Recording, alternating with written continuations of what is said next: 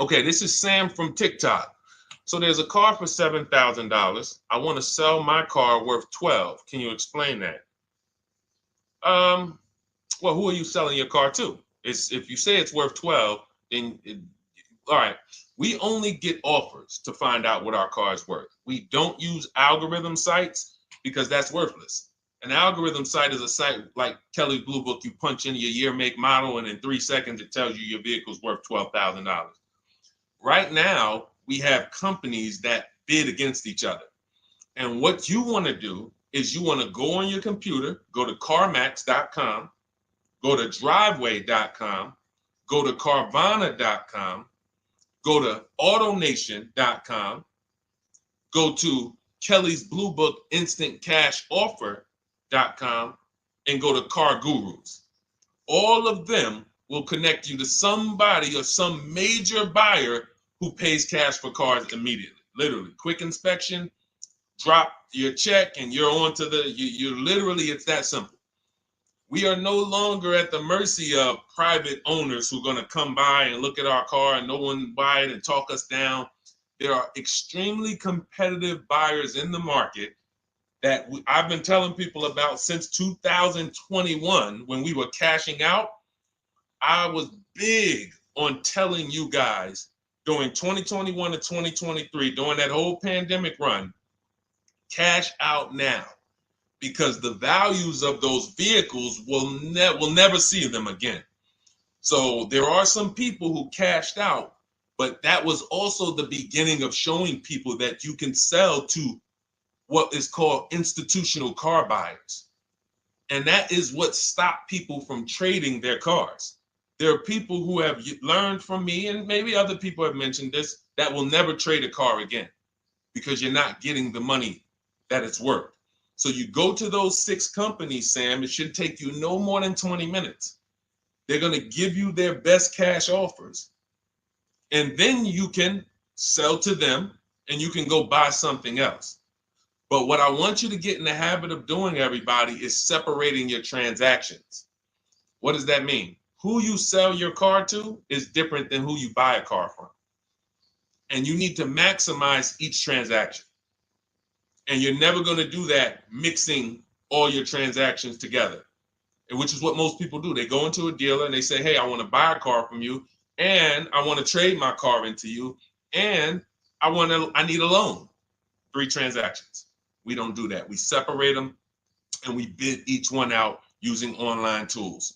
And that's how we get the prices we get. And that's how we pay less than everyone else. Okay. So the biggest thing, first thing, is go to those 6 websites: CarMax, Driveway, Carvana, KBB, Instant Cash Offer, AutoNation. And all of you who want to find out what your car is really worth, you go to these 6 websites, get your 6 offers, and then you'll find out what your car is really worth. We do not depend on any dealer to tell us what our car is worth at all. Okay? Shoot the next question up, Dolan. And you guys can continue to type your questions. We're bringing them in from all platforms. This is Terrell Taylor. By the way, everything that I'm talking to you guys about is out of my new digital book. It's called Cars from Home, 7 Steps to Saving Time, Money, and Avoiding Dealerships. Some of you may have it. If you have it, shout out to those who have it, and shout out to those who've used it to actually pay less than everyone else. And make sure I want you to be like Tiffany. Send me your deals. Send me your deals. When you get your cars, I want you to actually send me the results. Look, this is, oh no, that's not Tiffany. That's someone else who used the book.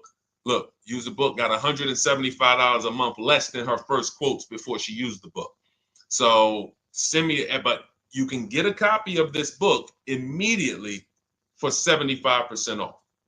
It's normally $97. Go to my TikTok bio. You won't leave the broadcast, and you can have the entire blueprint. If you don't want to try to remember everything I'll be teaching you over the next hour, you can have the blueprint. You won't pay the $75. You'll get the 75% off.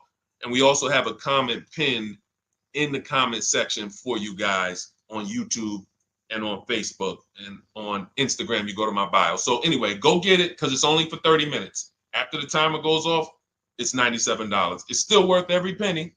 You can Google it. 5-star book. You can see all the people who rated it, all the people who's using it. This isn't a test. to do, but I want you to get it at 75% off. It's better to pay $24 than $97. Okay, Terrell Taylor.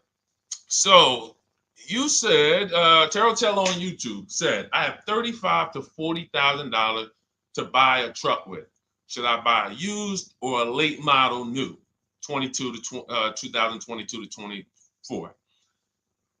So whenever we're considering a late model used car, this is a model like Terrell said that is 1 to 2 years old. Let me tell you why I don't like shopping for those first.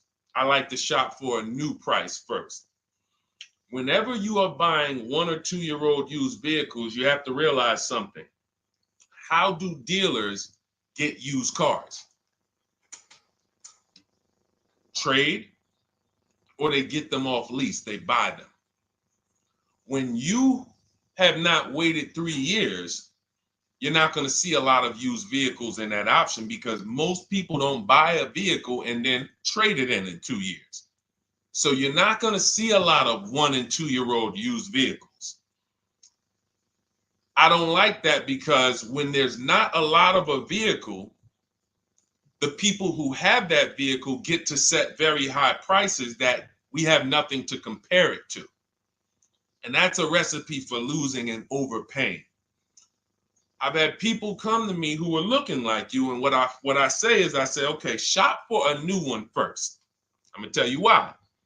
When you shop for a new one first, you get to see what the market value is. So take Sean. I'm showing Sean. Some of you have seen Sean. He got an F-150 Lightning XLT, $73,000 vehicle. Using what we teach and getting bids from home, using the Cars from Home system, he saved $21,000 on a new one. That was his best offer. He got multiple offers because we always get at least 5. So his best offer, he saves $21,000. If he had gone to look for a 1 or 2 year old one of this, he would have never known that the new ones he can save $20,000 off of if he shops right. Now, some vehicles, it might be $7,000 off, $10,000 off, $5,000 off. The point is, until you know what the new market is for a vehicle, you can't shop a 1 or 2 year old one. Because what happens if you shop a 1 year old version of what Sean got and he goes and he pays, he pays 65 for it because he thinks, or let's say 60. Let's say 60. A brand new one, 73. Someone else is charging 60. All right, it's 2 years old. Let me get that one. Not 15 grand off. Problem is, he just overpaid for a vehicle because he could have got a new one for less than he got that 1 or 2 year old one. That's why the recent shoppers, anytime you guys are shopping 1 or 2 year old, you have to shop new first to find out what the market is. Now, in my book, I have my strategies for shopping new online and shopping pre-owned. It's totally different. Pre-owned, you want to go to all the marketplaces. If a vehicle's not on a marketplace, y'all, don't shop. Don't look at it. What does that mean? You ever walk into a used car dealer and you see a used car, but there's no price on it? Type a $ if you've ever experienced this. If you've ever looked at a deal, you've been in a dealership, you see they have a used car, there's no price on it. Type a $ if you've experienced that. Okay, I see you, Terrell. Okay, perfect. I see you, Don Dickey. Okay, perfect. All right, we have enough people. All right, Makeover Forever Studios. I see you. Okay, Todd May, I see you. So this is a common thing. When you go and look at that vehicle, the most dangerous thing to do, I see you, Tony, is to negotiate on a car with no price because they can make the price up. When a car is on a marketplace like cars.com, carfax.com, carguru.com, carvana.com, carmax.com, these are all the marketplaces we shop for used cars at once. It's like a big round robin for us. This is how I want you to shop. Now you must be competitive or no one's coming. Now there's some people who try to pull a tactic. They'll list a car for 20. They have no intentions on selling it for 20. But they want you to come in and then they'll charge you more, fees, makeup fees and all of that stuff. That's why we always call beforehand. But we know the power is online. The competition is online. So when you're looking, Terrell, you're either deciding, all right, I'm either going to look for a new vehicle, find out what the market price is for the vehicle I'm looking for and how much I can save. What's my best offer? You need to get at least 5 offers. I'm telling you, it's going to be big differences. You have to prove this to yourself. Call around. If you want to do it manually, you don't have my book, do it manually, call around, speak to sales managers. You are going to see it's going to be a $5,000 to $10,000 difference minimum between all of these dealers' offers, minimum. And so then you want to look at the pre-owned options. Then you look at the pre-owned options. And the pre-owned options will tell you what the market is. And so this is only for you who are looking at recent model cars. If you're not looking at 1 or 2 year old pre-owned, this doesn't matter. But those people have a little bit more budget, and that's okay. That's okay. But when you have a little bit more budget where you can look at a 1 or 2 year old pre-owned car, that means you have a little bit more money to lose if you make a bad decision. So that's what you want to consider, Terrell. Shop for the new ones first, depending on what your budget is, and then look at the pre-owned market and say, all right, where's the pre-owned market? But that 1 or 2 year old, you're not going to have a lot. Until that 3 year cycle comes and dealers can start buying those vehicles back off lease, you're not going to see a lot of vehicles. That's why I don't play in that 1 or 2 year old zone. It's just a dangerous zone to play in. Dealers know, we're the only ones. Hey, we the only one that got this car within 50 miles. Let's charge this for it. And then they depend on someone who doesn't know the market to come in, pay for it, and you can literally overpay by 10, 20 grand and you won't realize it until, a couple years later. Okay, great question though. Great question, Terrell. Go ahead, shoot the next one up, Dolan. Type your questions, y'all. We're going to get through as many as we possibly can in an hour. I see a lot of questions coming in. Let me try to speed it up. All right, this is Abigail from Instagram. How do I shop for cars and take test drives without feeling like I'm wasting their time? I'm nervous. Okay, first thing to realize, Abigail, you're a very considerate person. God bless you for that. You're about to spend 5 figures on a vehicle. Some of you 6 figures. I love the courtesy, but we are the prize. When you're shopping the way I want you to shop, some of you, this is your first time here. You don't even know, hey, who is this guy talking? I spent 14 years in the car business. 5 years with Mercedes, 5 years General Motors. I've been helping people buy cars and get below market deals since 2019, education-wise. I love it, but you deserve the experience. If you were walking into the mall to spend 15 grand, let's just call it 15 grand. How would you want to be treated? Like royalty, right? Right? So, but I'm going to answer your question, but I need your mindset. A lot of what we're discussing is going to be the right mindset. You are the prize. That's why I don't want you going to dealers begging for discounts anymore. I want you sitting at home making dealers bid. This is how we do test drives on new cars and leases.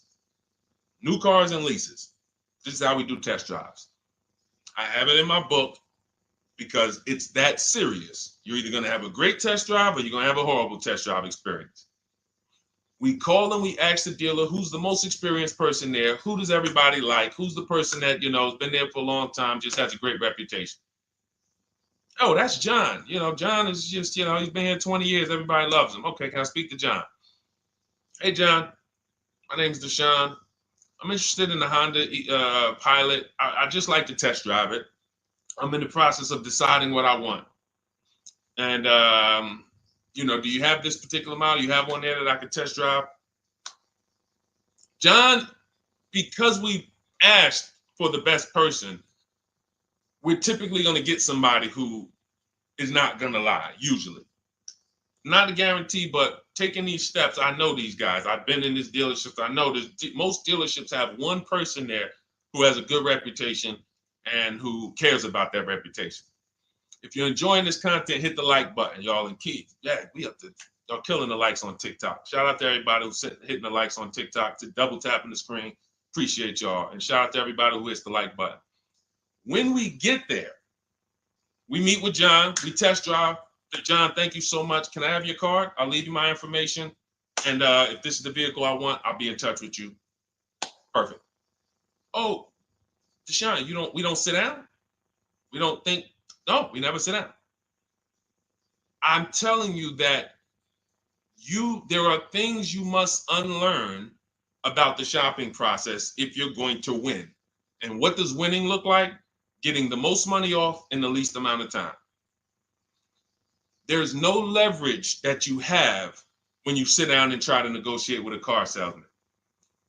Every single dealer around you that wants to compete for your business, you can't talk to them while you're sitting in one dealer talking to a car salesman. That's why we don't do it. We get a card. Thank you so much. Listen, if this is the one for me, I'm going to give you a call. Simple.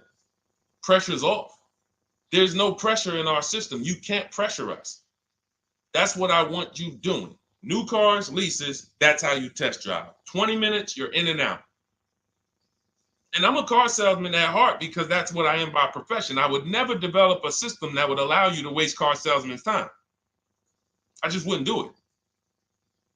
I developed a system that when our people go get cars, look at Ansley. When our people go get cars, Ansley just got his lease, 1% lease, $58,000 Infiniti. Look, started the process Saturday, accept the deal Monday, all by email. $58,000 car, he's paying $554 a month, no down payment. We have tons of these. None of these people spent, look at Jared, lease like a boss, $569 a month down to $520, Volkswagen Tiguan, no money out of pocket. Let's go to a purchase. Pierre, pre-owned car purchase, got his 2022 Mazda, got a 20% discount off the original MSRP. This is 30 minutes. We are not spending more than 30 minutes in dealerships. Who doesn't want to spend more time in dealerships? Type me if you're like Deshone. I don't want to be in dealerships that long. You thought you had to be in dealers to save the big money, right? You thought you had to be in dealers to save the big money. I'm showing you as someone who pays less than everyone and who teaches people to pay less than everyone. Look, Kimberly, $20,000 off a Maserati, shopping from home. Because when you can talk to more people at once, the discounts fly off. And you see that all these dealers want to compete. So what you want to do, the best thing you can do to not waste people's time, Abigail, is to shop from home the right way. Because when you shop from home the right way, you realize it's only a few things you need to be in the dealership for. That's your test drive. I just told you how to set it up. With used cars, we do it at the end. But we're only there for a second. In fact, when you go to pick up your car, they're going to tell you, thank you. This was one of the most easiest deals I ever made in my life. Because you came in, you emailed us, you knew what you wanted, you gave us the information we needed, we made you an offer, you knew what you were decisive. We have all these scripts. By the way, in my book, I have all the email scripts. You don't have to even think about what you're going to say. It's literally copy and paste, copy and paste, copy and paste, copy and paste when we're shopping for new cars and leases. With used cars, before I go to the next question, I want to hit on the used car process. Used cars, we must test drive at the end. We can't test drive used cars over here and then go and buy another used car over here. So what we do when we narrow our choices down on all these marketplaces to our top 5 favorite vehicles, we need to verify that there's no bogus fees. When I was shopping for my Infiniti truck, I narrowed it down to 4 vehicles. But I'm going to tell you something that's the most, who's bought a used car in their life? Type the letter U. I need you guys to program what I'm about to say into your brain cells for the rest of your life. Type the letter U if you bought a used car or if you plan on buying a used car one day. Type the letter U.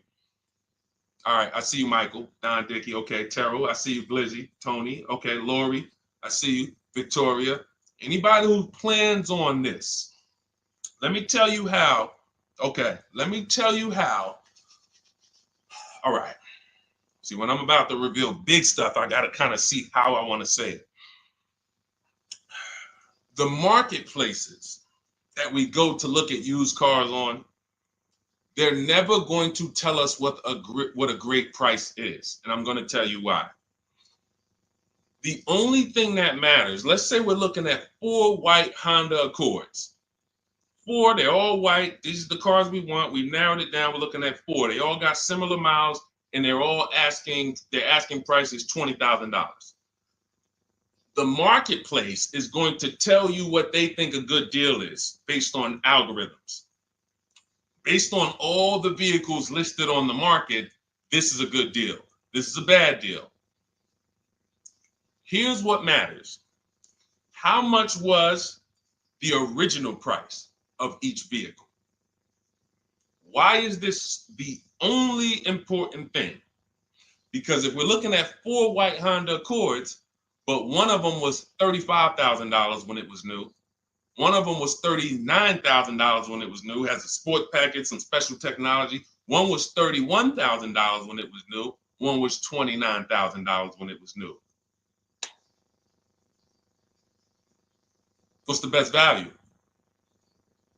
What's the best value? You see how we clearly just went from, wow, all of these vehicles look the same, similar price, similar asking price. But once we found out, wait a minute, this one right here was $38,000 new. This one here has the cameras in it all around and the self-driving package, and it has the same asking price, or it's maybe $1,000 more. This is what I call the true value discount. The true value discount. And let me tell you why the marketplaces will never tell you this. Because if they advertise the true value discount, someone has to be at the bottom. In other words, when you're looking at Honda Accords, if you could go right to the true value, who's giving me the biggest discount off the original MSRP? That means the car at the bottom, they might be giving you no discount off the MSRP. We saw that during the pandemic. It was people selling, who remembers people selling Toyota Camrys, 3-year-old Toyota Camrys for the same price as they were when they were new? There was some deal, everyone wasn't. I know a couple dealers, I know a couple general managers who run dealerships who are ethical. And they said, look, I don't care what the market does. I can't sell a used vehicle for the same price it was when it was new. I'm not doing that. Because when that customer comes back in 3 years to deal with me, I'm going to have to help them again. And if I bury them in their car, then I'm not going to be able to help them. But there were plenty of people who was. The true value discount is all that matters, which means we have to know what the car was new. We have to find the Maroni label. We have to go on the Carfax. We have to go to where the window sticker is and get the original price. And then we'll clearly see, oh, that's the best used car. And no one else shops like that. No one else shops like that. If y'all get that, type dollar signs. If you get that, what I just said, type dollar signs. That is what is important, not what they tell you is a good deal. So going back to me, when I got my Infiniti truck, 4 vehicles, all in a similar price range, all white. They were between $1,800 difference from each other, similar miles. But once I found out that one was 46,000 new, one was 48,000 new, one was 52,000, and the one I ended up getting was 54,000. That separated it. The one that was 54,000 new, they were giving me a 42% discount asking price. These are things that help you cut through the mess, the smoke and mirrors of the car business.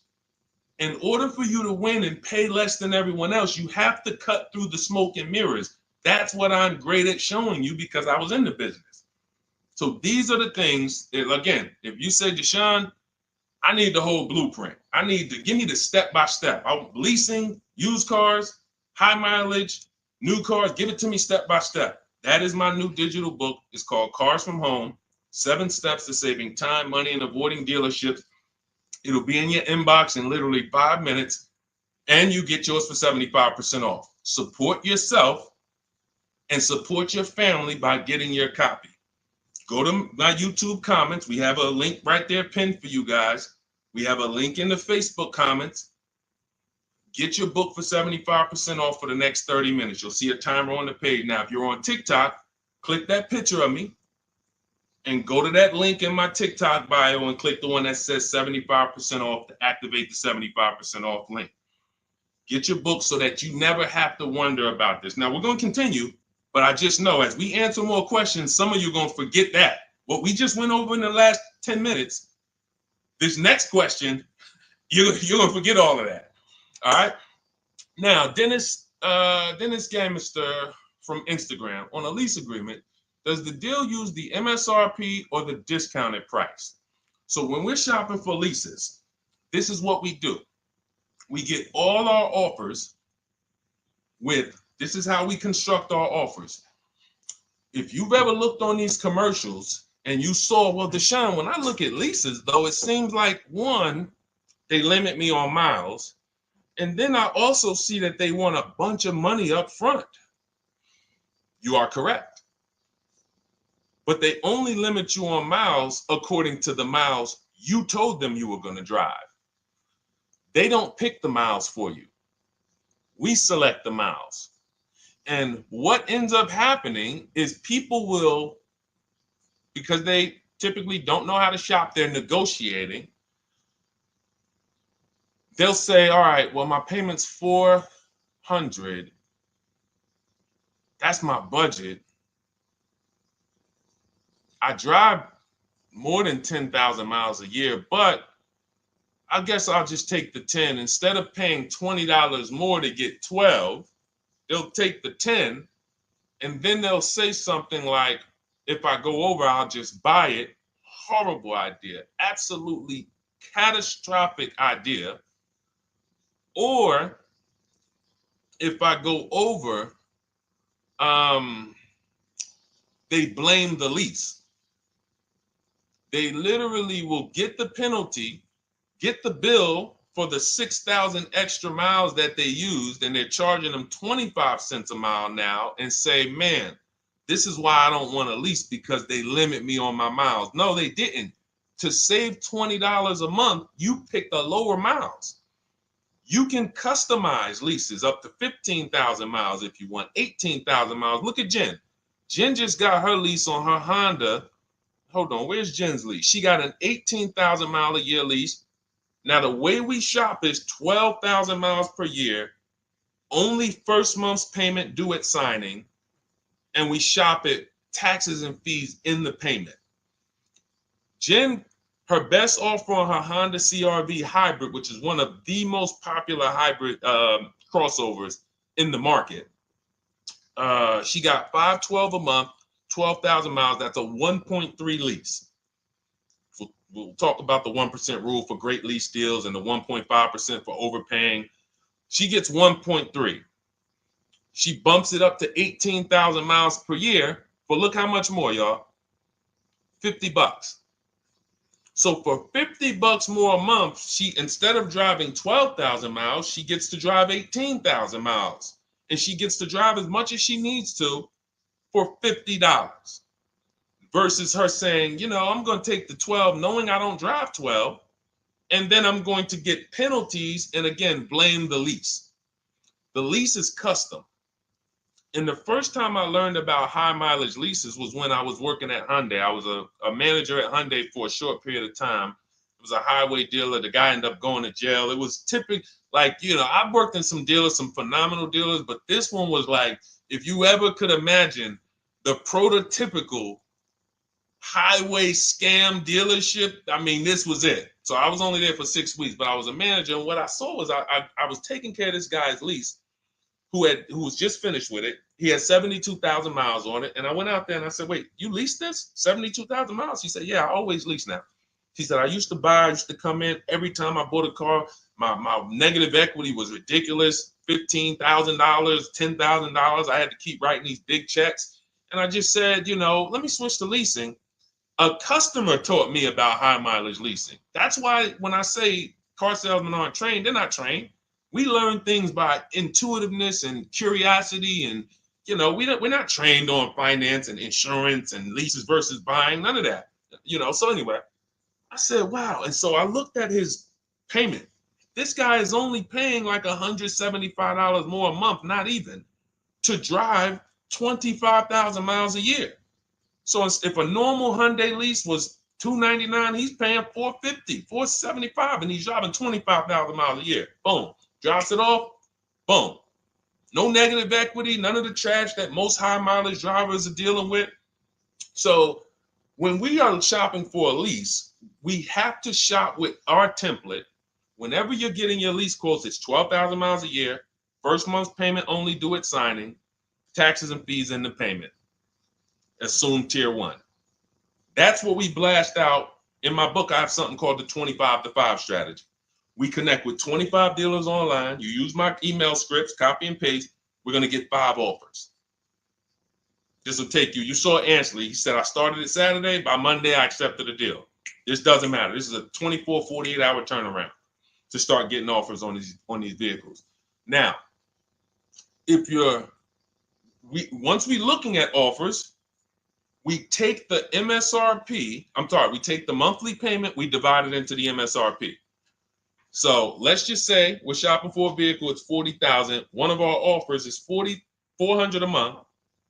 $400 a month. No money due at signing, just $400. We drive off. We divide that into the MSRP, not the selling price, the MSRP. So now we divide that into 40,000. We can see and we multiply by 100. That's a 1% lease. The 1% lease rule has been around for the last 20, 30 years. If you could lease a vehicle and the offers is under 1% of the MSRP, it's a steal. Great value. Because a $40,000 vehicle with no money down to buy would cost probably $800 a month on a 5-year loan. So it's incredible value. It's a steal. You don't have to worry, am I overpaying? Nowhere near. You're still in the vehicle. And we have some people who shop from home using the car. If you're Deshone, do those deals really exist? If you're on YouTube or Facebook, you can see right now. Look, Greg got a 1% lease on his Kia EV6 Win, $527 a month, $56,000 vehicle. Look, Zafrina, $579 a month, $65,000 vehicle. Ansley, you saw Ansley's Infinity. Rosalie's Infinity truck. Right here. Look, it's paying $592 a month, $59,000 vehicle. 1% lease deals are out here when you know how to shop. Now, that's a steal. That doesn't mean that's the best. That doesn't mean, if I can't get a 1% deal. In order to get a 1% deal, you have to not just shop. You need major support from the manufacturer. The lease program has to be good. The rebates have to be good. The residual value have to be good. The money factor, which is the interest rate, have to be good. There's a lease program that no dealer can control. So when we get these offers, that's how we're judging them. Divide the monthly payment into the MSRP. In my book, I have a calculator that I created where we put all our offers into it, and then it spits out what we call counter offers. So we get 5 offers, 7 offers. We put them all into this calculator I created. Again, this is the best $24. If you get there for $24 before that 30-minute timer and you get your copy, it'll be the best $24 you ever spent. I hold myself accountable to that. You can Google the book and read the reviews.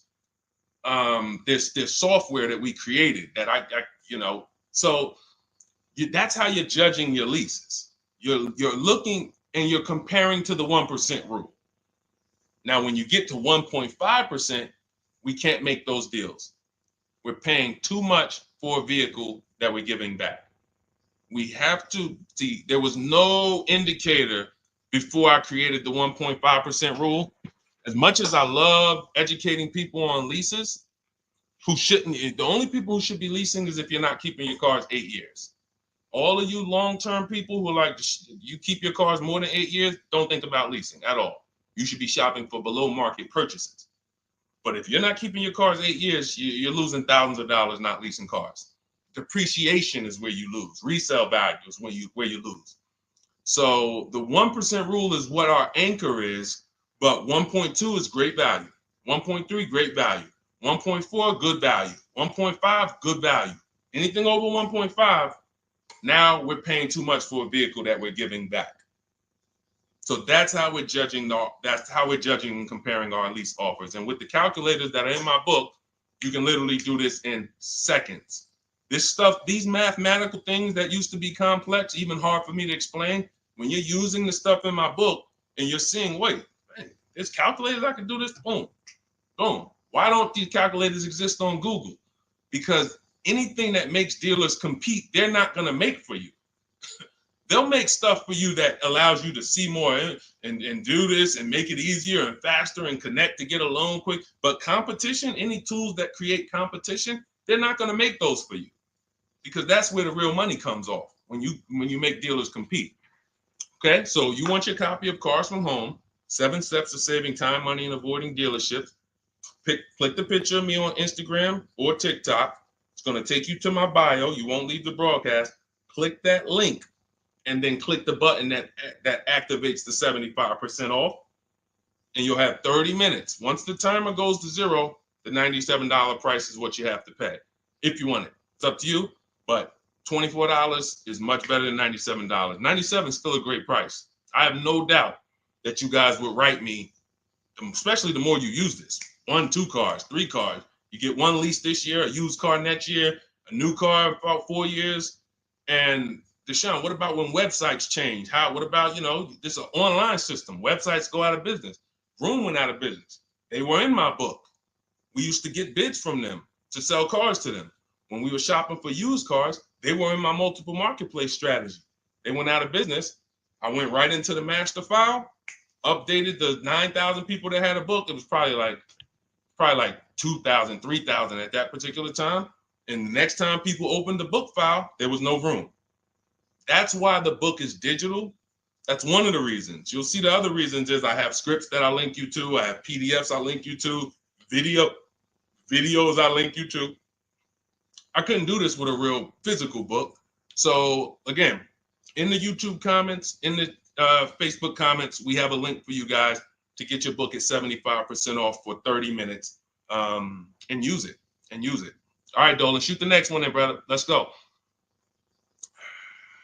How old of a used car should a person buy? That's based on budget.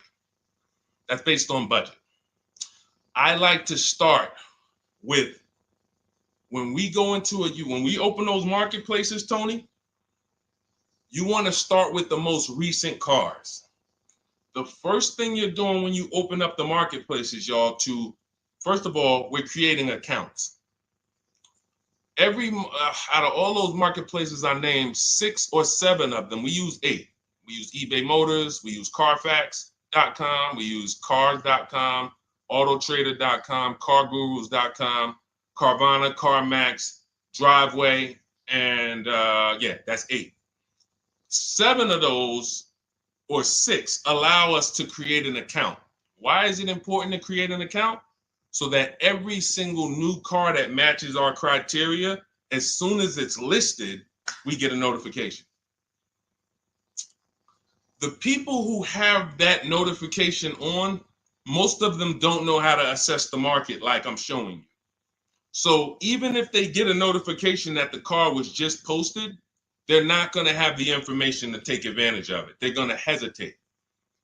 What we do is, the first thing we do after we create our account is we're now assessing the market. Where's the low prices? Where's the high prices? And I'll usually go 3 years back, sometimes 4 years back, and let's assess the market.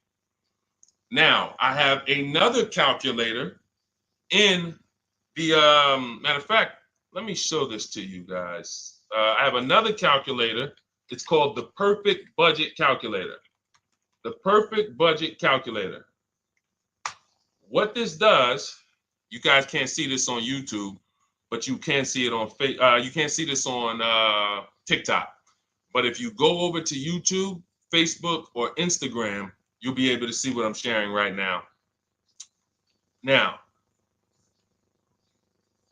what often happens is, let me share this. Hang on. Boom. Okay. So now what often happens is, a lot of you will say, I could put down $2,000, but, if I don't have to, then I won't. Or, if you get a car and you pay $15,000, if you pay $500 a month for 5 years, that's a lower price you paid than paying $500 a month for 6 years. So ways to manipulate our budget is to shop within our budget for a shorter loan. This is all stuff where I said, okay, people don't know they need to be doing this. So let's make a tool that does it for them. And this is, you get access to this when you get your copy of Cars from Home, my book. So let's say we do something called an equity assessment. Everybody who has a car, remember I was mentioning a little while ago, we go to these websites, Driveway, Room, or all these, and we find out what our car is worth. Let's say you're like, man, okay, if I sell my car to CarMax, I'm actually going to have $3,200 of equity. All right, so when I sell, I'm going to put that into my budget. All right, now max, my down payment, max I could comfortably do is $1,500. That's max. Now, we use the average interest rate, and in my book, I give you a link to see what the average interest rate is at the particular time you're going to be shopping. Let's just say it's 6.9. Now, we enter a comfortable monthly payment. Let's say you're like, all right, I don't want to go any more than $425 a month for 6 years. That's my max. You enter your state so we can pull the taxes and we can pull the fees. New Jersey, calculate budget goals. Now it's going to ask you a comfortable monthly payment on a 5-year loan. You might say, all right, same thing. I still don't want to go over 425 no matter what. Perfect. What this does is create multiple goals. And it creates multiple goals. It creates a starting point. Now, if you find a car at this price, $18,776 or less, you can do a 5-year loan, use none of your equity, so this will go in your bank, and use none of your down payment. Now, next goal may be, okay, $22,000 or less. 6-year loan, no equity, no down payment. So the first two goals are no money down goals. If I find a car anywhere in these price ranges, I can do these deals, no money down.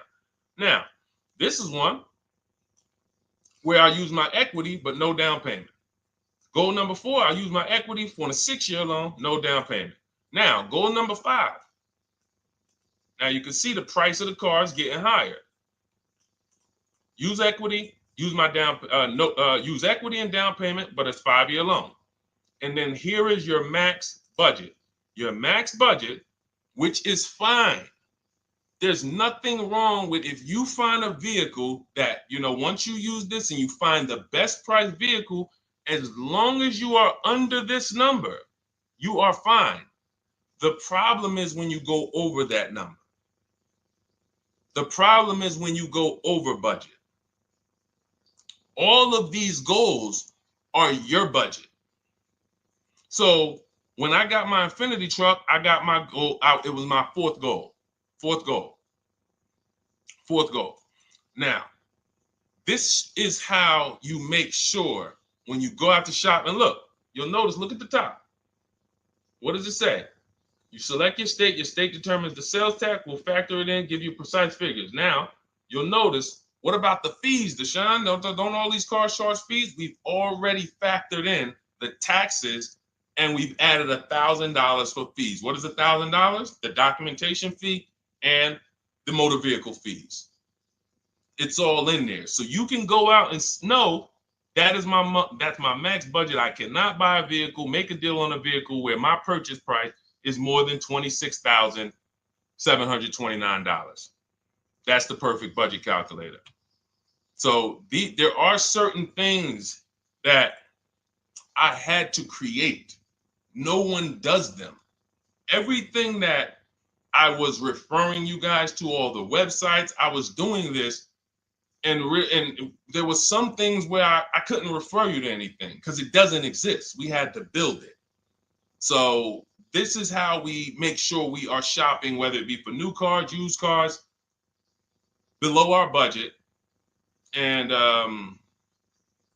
that's not how you make, but here's the thing. I need you, before we go to the next question, I need you to understand something. That doesn't make sure you pay below market price.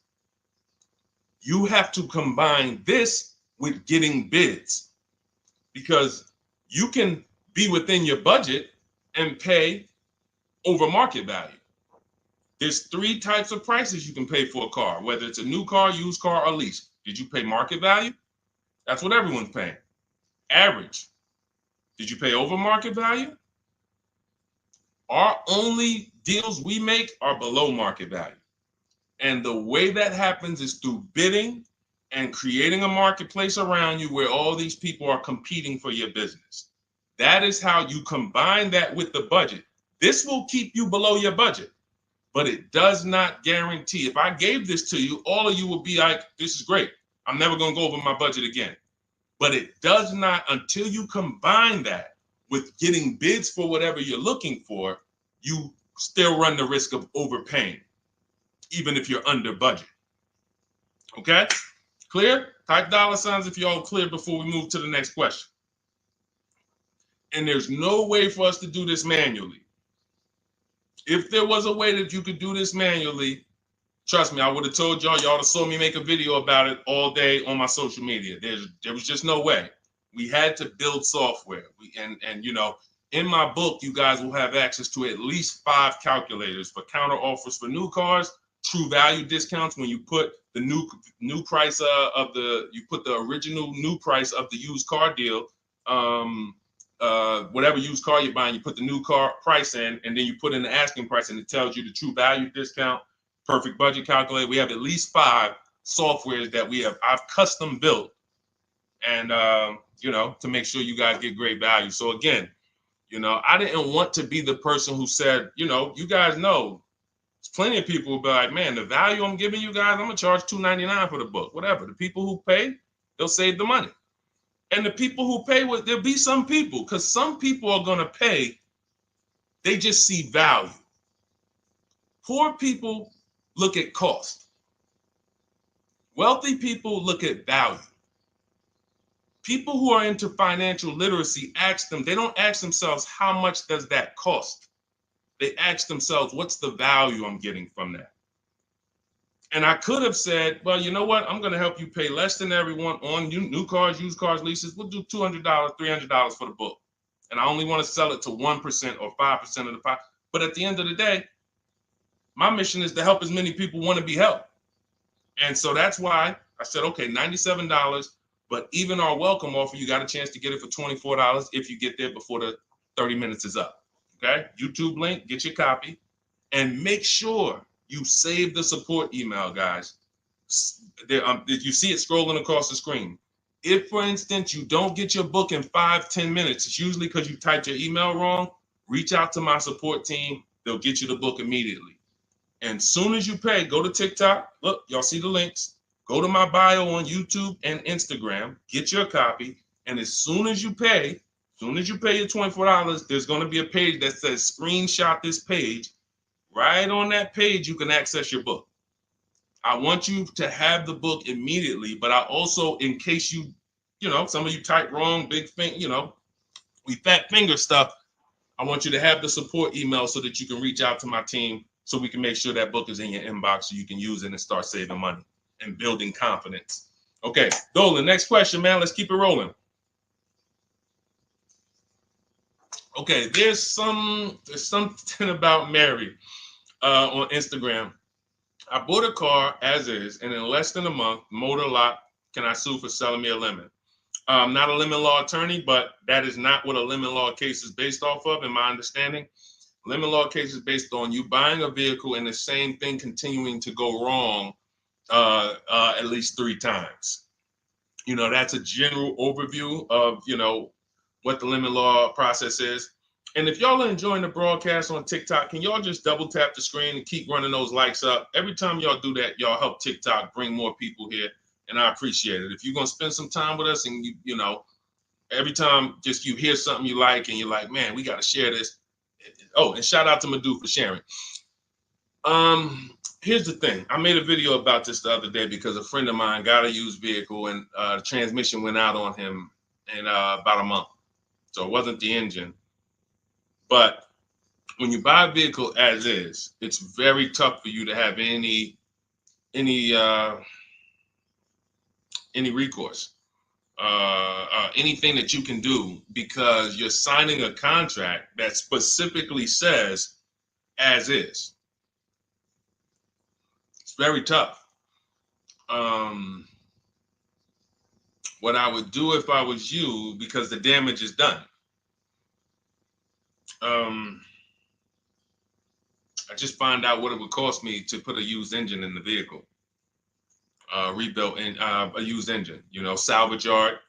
You need to, and especially if you're buying cars that you're paying cash and you're buying as is cars. These are probably cars that are under 10 grand, 12 grand. You need a mechanic. See, because that's a strategy. There is a great strategy called buying inexpensive cars and having a local mechanic so you could do what's right. Oftentimes you could drive those cars for a year or two and sometimes sell them for what you got for them because you've outlived the depreciation. Those cars are not depreciating as much unless you overpay for them. If you overpay for it, then it's going to drop because you overpaid for it. But if you pay a great price on some of these vehicles, you can oftentimes win with this, but it requires skills. One of the skills is, how do I avoid engine issues, transmission issues? So a couple things for those of you who may be going this route, you need to narrow your search down thoroughly based on title history, service records, accident history. That oftentimes you'll see, if I typed in right now 2018 Subaru Outback longevity. That's one of the things we do. It's in the 4th step of my book. Before we get prices on anything, we do a quick 5-minute search to make sure these aren't bad cars. There are bad cars out there, but there's data that shows us. If I type that in, it'll tell, okay, these vehicles are known for lasting 100,000 to 300,000 miles, depending on how they're maintained. That means you could have a quality vehicle, but if it wasn't maintained correctly by the first owner or owners, it's going to break down. The life cycle is cut short. These are preventable mistakes by simply checking Google. Now, we narrow these things down based on title history, service records, accident history.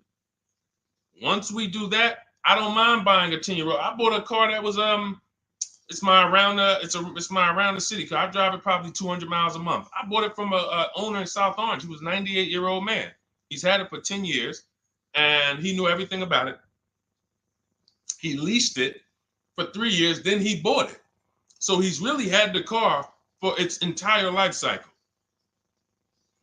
That's what you want because you're able to look and see the service records.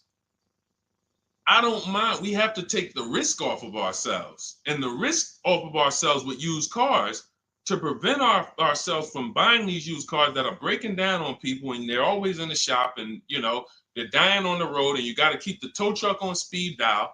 It's simply a matter of checking to see the reliability records of the car, which is easily accessible on Google, the way I just said, and then making sure the one we get was actually maintained correctly. And that's going to give us the best chance of having a great experience. These are the steps we must take.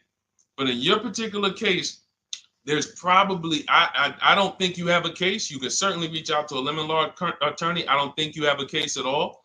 I think because it's buyer beware with cars. It's buyer beware. That means it's on you. If something goes wrong, it's on you. And so what I would do is I would find a local mechanic that I trust, that everyone loves in the neighborhood, and I've been there for 10 years, 20 years. And I would say, listen, can you find out what it would cost me to put another engine in this vehicle? My father did this on his GMC Envoy about 6 years ago. It was a 2008 Envoy. The engine went out on him. He put a new engine in the vehicle. One of the best $2,000 he ever spent, $2,000 or $2,500, whatever it cost him. They put a new engine in that vehicle. He still has it. He's about to sell it for about $4,000. He's had that vehicle from 2013. Think about that. A lot of people, engine goes out, they sell the car. It's worthless now, so they take the loss. Meanwhile, man, let me come up with $2,500 and I still got no car payment for the next 6 years. We don't need to be so quick to go replace our cars. If we follow these strategies, we can actually, I love to see more people doing that. Just go fix the car. But don't go to the dealership to fix it when they tell you, hey, the engine's gonna cost $10,000. And what does the dealership say, y'all? When you have these major issues and the dealership tells you the transmission is $7,000 and a new engine is $10,000, what's their suggestion? What's their suggestion when they tell you that? Because they already know you're gonna be like, yo, what the heck? I can't pay all of that. What's their suggestion?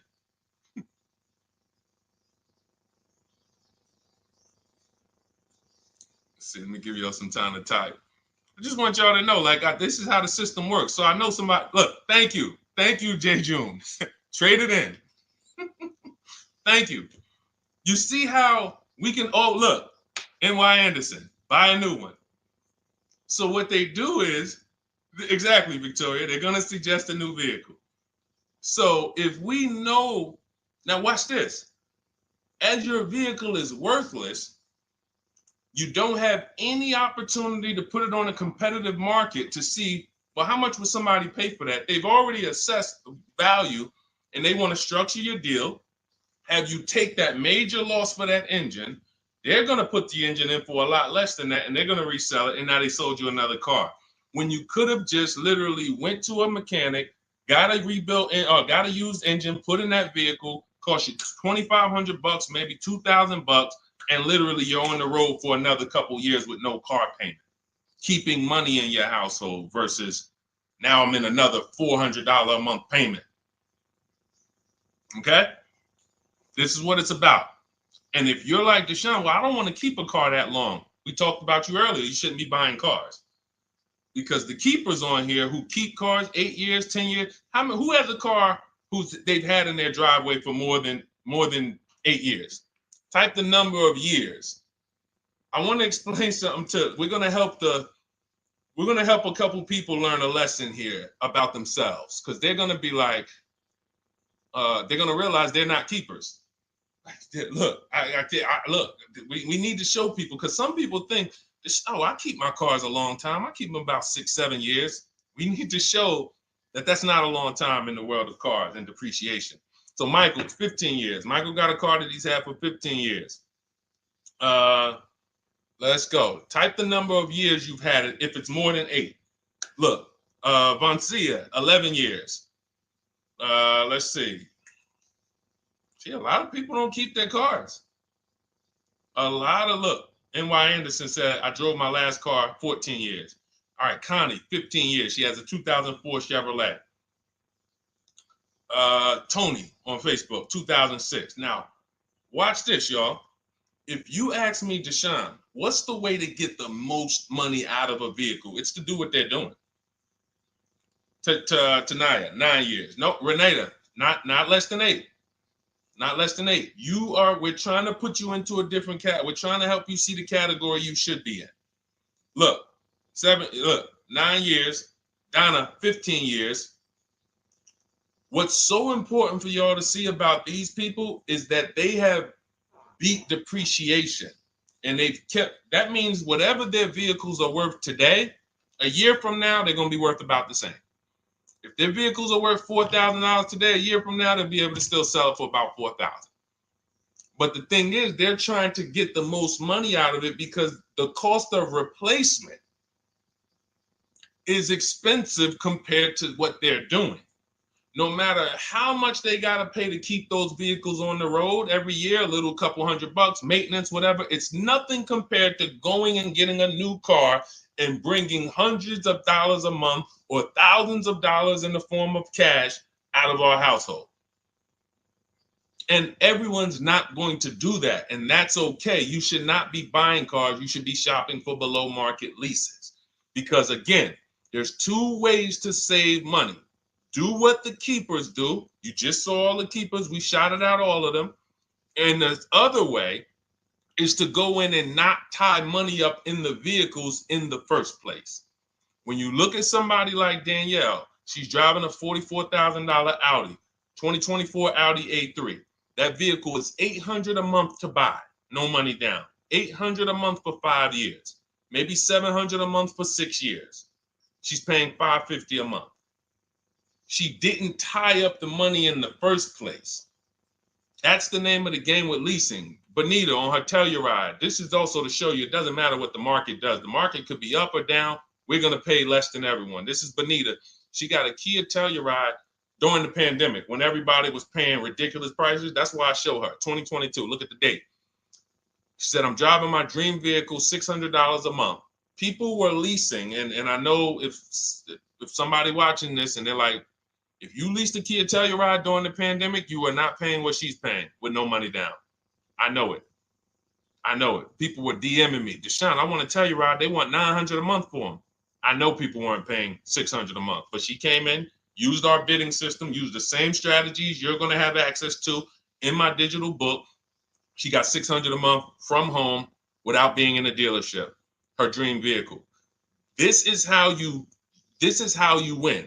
You're either going to not tie up your money in vehicles, you're going to drive new vehicles that don't have problems because they're always under warranty and you're paying cents on the dollar compared to people purchasing, or you're going to be a keeper like Michael and like Donna and like the people who said, okay, I'm keeping my vehicle this long. That's why in my book, it's 7 steps. But the first step is to ask yourself how many years you're keeping your next vehicle. That is the first question I would ask you if you and I were shopping together. My first question to you would be, Michael, how many years you want to keep the next vehicle? 8 or more or less than that? If you said to me, Deshone, I'm going to keep it at least 8. All right, let's go for the purchase. New or used, depending on budget, but we're purchasing. We need to find a below market purchase. If you said, Deshone, I'm 6 years max. I can't see myself keeping a car more than 6 years. All right, we're going to shop for a below market lease.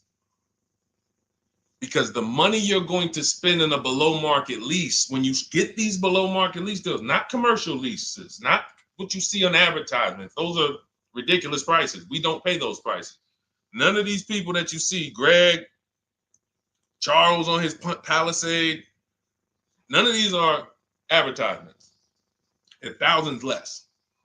But when you're putting money in the cars and you're driving brand new cars, this is how it was for me when I was 22. This started for me at 22. I was working for Pontiac and I leased a brand new Pontiac G6. It was $256 a month. $256 a month. It was like a $21,000 vehicle. Same time, I had a friend of mine.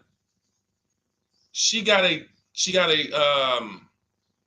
I don't want to say it because she might be watching this, and this is no shot at her. I didn't understand enough to teach her back then because I was new in the business. She went and she bought, let's call it a Honda Civic. Now my car was bigger because the G6 was a mid-size vehicle. The Honda Civic is a compact vehicle, but she bought it. $20,000 vehicle, 22, whatever it was at the time, paying almost $500 a month. Like that's a $500 payment. That's what it is. So my young household, I got a newborn daughter.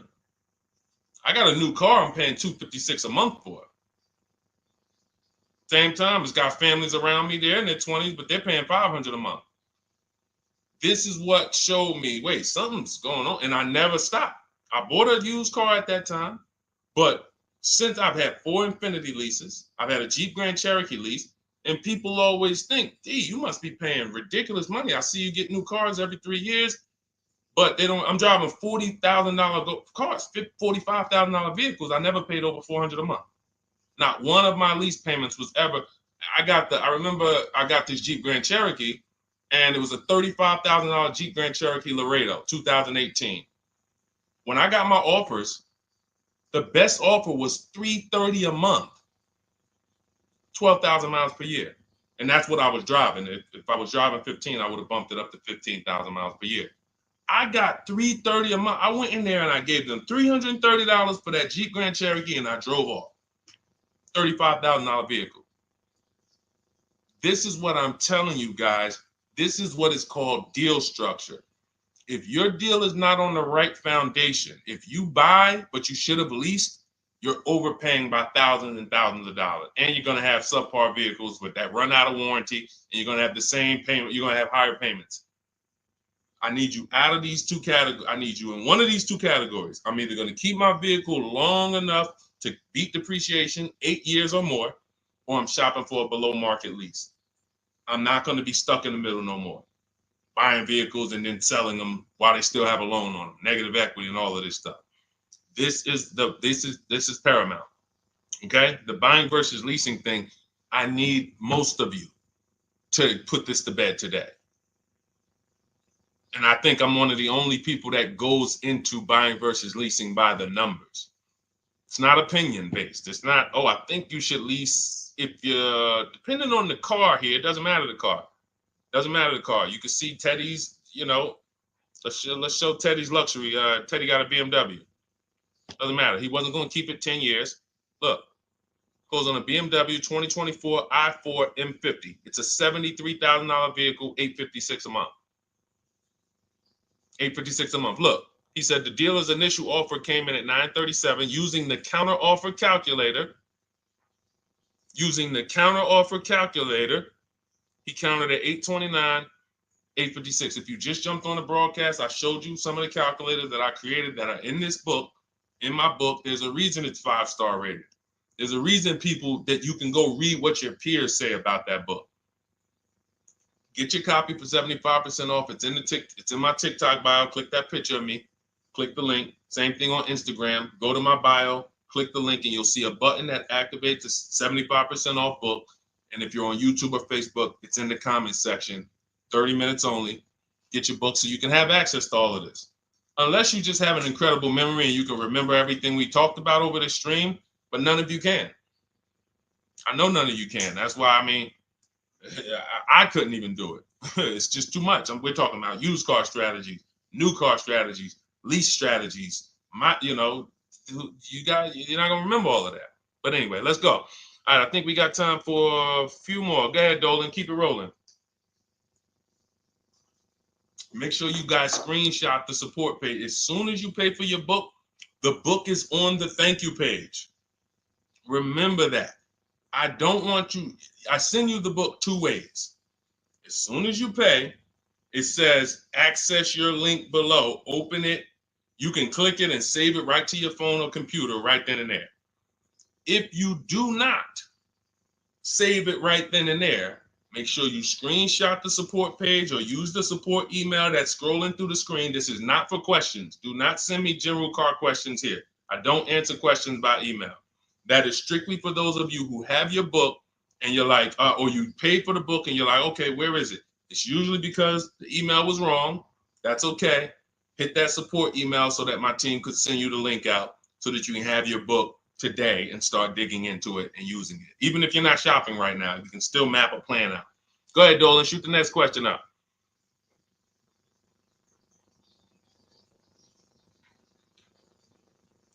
All right, this is Victoria from TikTok. Any tips for how I can get the highest trade-in value for my existing vehicle? Of course, bids. Bids. First of all, you just said a curse word. You may not know, but we don't use that T word here because you're never going to get anything. You're not going to get a max value for anything trading. We are fortunate that we have the opportunity to get bids from cash buyers in the market. And I'm not talking about cash buyers like Facebook Marketplace where a person, it's one of your neighbors from your town coming to look at your car. I'm talking about institutional cash buyers. People who cut a check instantly and, they do an inspection. That Jeep Grand Cherokee I sold to CarMax, they were the highest bidder 3 years ago during the pandemic.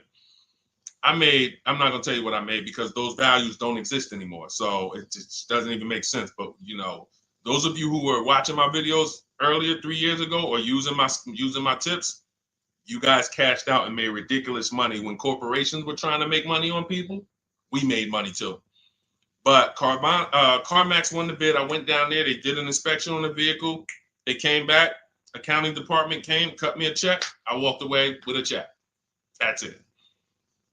You don't want to trade. You want to sell. You want to break your not even break your transactions. I need you, Victoria, to realize there are three transactions in a car deal. Who you're going to sell your car to, That's one. Who you're going to buy your car from, that's another. Who you're going to get your loan from, that's the third one. Now, you're not always cash buyers. Deshone, I pay cash. Then you don't need that. Deshone, I don't have a vehicle to replace. Then you don't need that. But how do we make sure we get the highest value or the biggest discount? Bids. Each one, we make the market bid. So when what you should do right now, Victoria, this is step 2 in my book. After we decide whether we're going to buy or lease our next vehicle, that's step 1. Then we move to what is called the equity assessment. We need to find out, do we have equity or negative equity? Equity assessment. We call our bank. If we have a loan, we find out what our payoff is. Then we're going to go to carmax.com. I'm going to give you the 6 companies. This is the equity assessment process. We do this for leases too. I don't know if we have time to go into that, but I'm sure there's people on here who didn't know you could sell a lease. Type a question mark if you didn't know. Deshone, what do you mean selling leases? I never heard of that before. Type a question mark if you didn't know you could sell leases. We have an equity assessment process for that too. But what you would do is you go to CarMax, Driveway, Carvana, Kelly's Blue Book Instant Cash Offer. This takes 20 minutes. Auto Nation, Sell My Car, and Car Gurus, Sell My Car. Car Gurus, Auto Nation, Kelly's Blue Book Instant Cash Offer, Driveway, Carvana, CarMax. 6 offers in 20 minutes. That's bids. See, everything we do is a bid. That's how we have peace of mind. We don't negotiate. We make people negotiate with each other. There's 2 schools of thought. I want to remodel my kitchen. I want to remodel my whole kitchen. I go in and I have 5 people come out to give me a quote. One of them comes in and I start negotiating with them. Hey, you got to take less. Hey, you got to take less. You got to take less. I don't know if it's a good price or not. But when I come in, the first person comes in, I say, hey, okay, great. Is this your best offer? I'm having a couple other people come by. Oh, okay. Okay, thanks a lot. Next offer. Oh, next offer. Oh, well, listen, look, I could beat that. Oh, I'll give you another 5,000 off. They're competing against each other. When someone knows you are shopping their competition, you're making them compete with each other. They're negotiating with each other, not with you. That's a bar. Type of exclamation point if you got that. When people know you're making them compete with their competition, they're negotiating with their competition, not with you. That's the power of bidding. That's why we got grandmothers and single mothers that can come in and do this.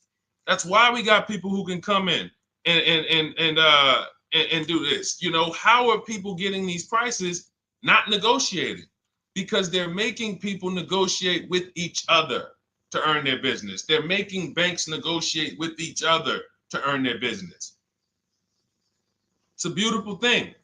Banks and dealerships depend on you not making them compete. They want to negotiate with you and try to make you imagine and make you think, well, that's the bottom. That's the bottom. And you think that's the bottom, but that's only their bottom. Their competition's bottom is different. Their competition's best interest rate is different.